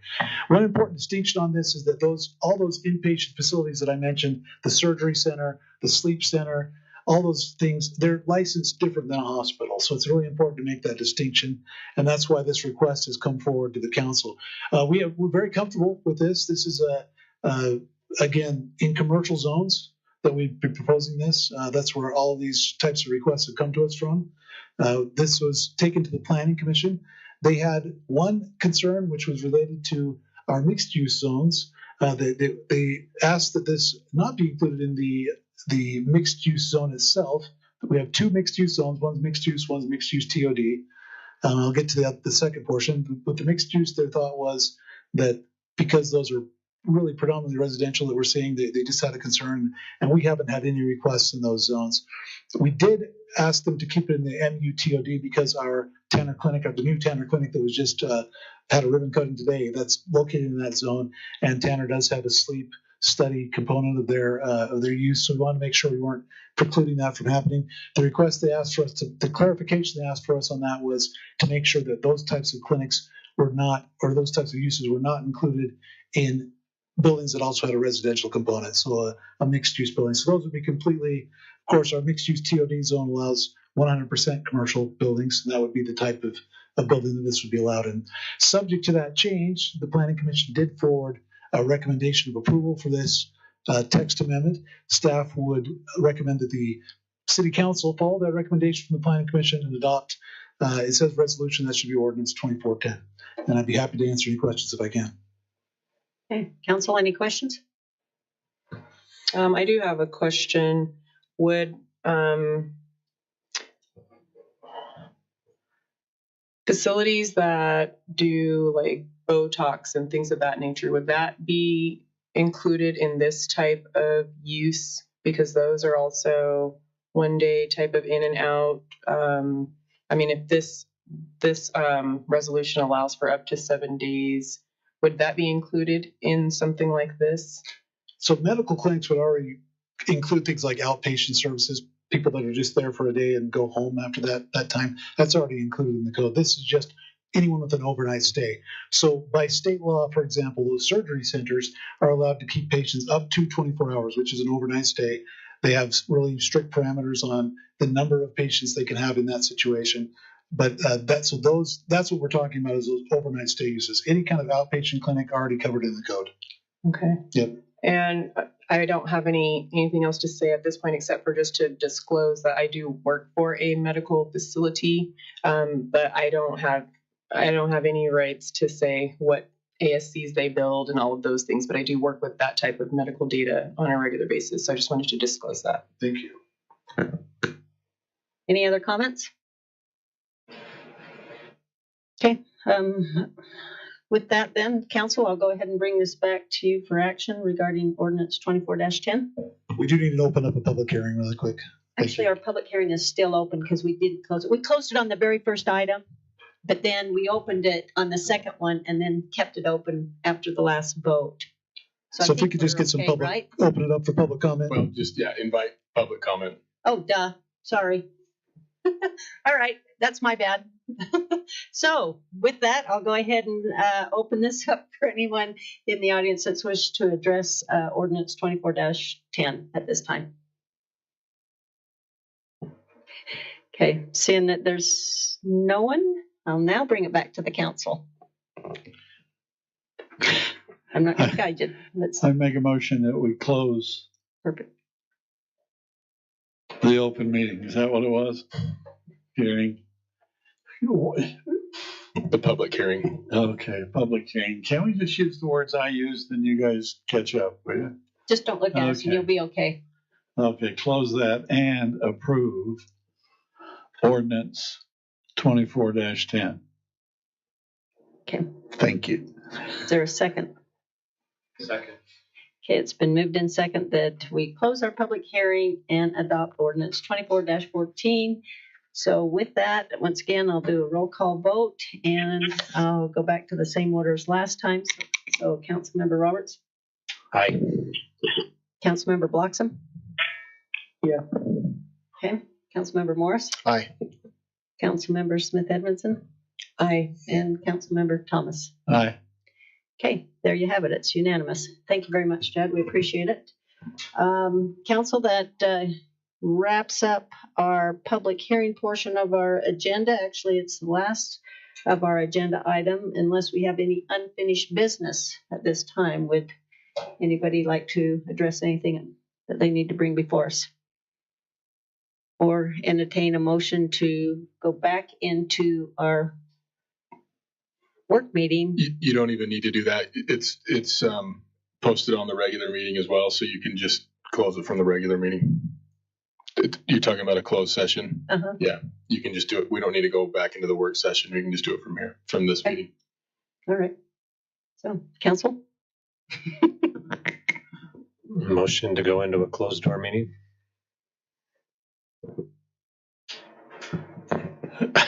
Second? I mean, Thank what you. are we doing? Okay, all in favor? Aye. Thank you very much. Thank you, everyone, for attending tonight's council meeting, and we appreciate all those folks online as well.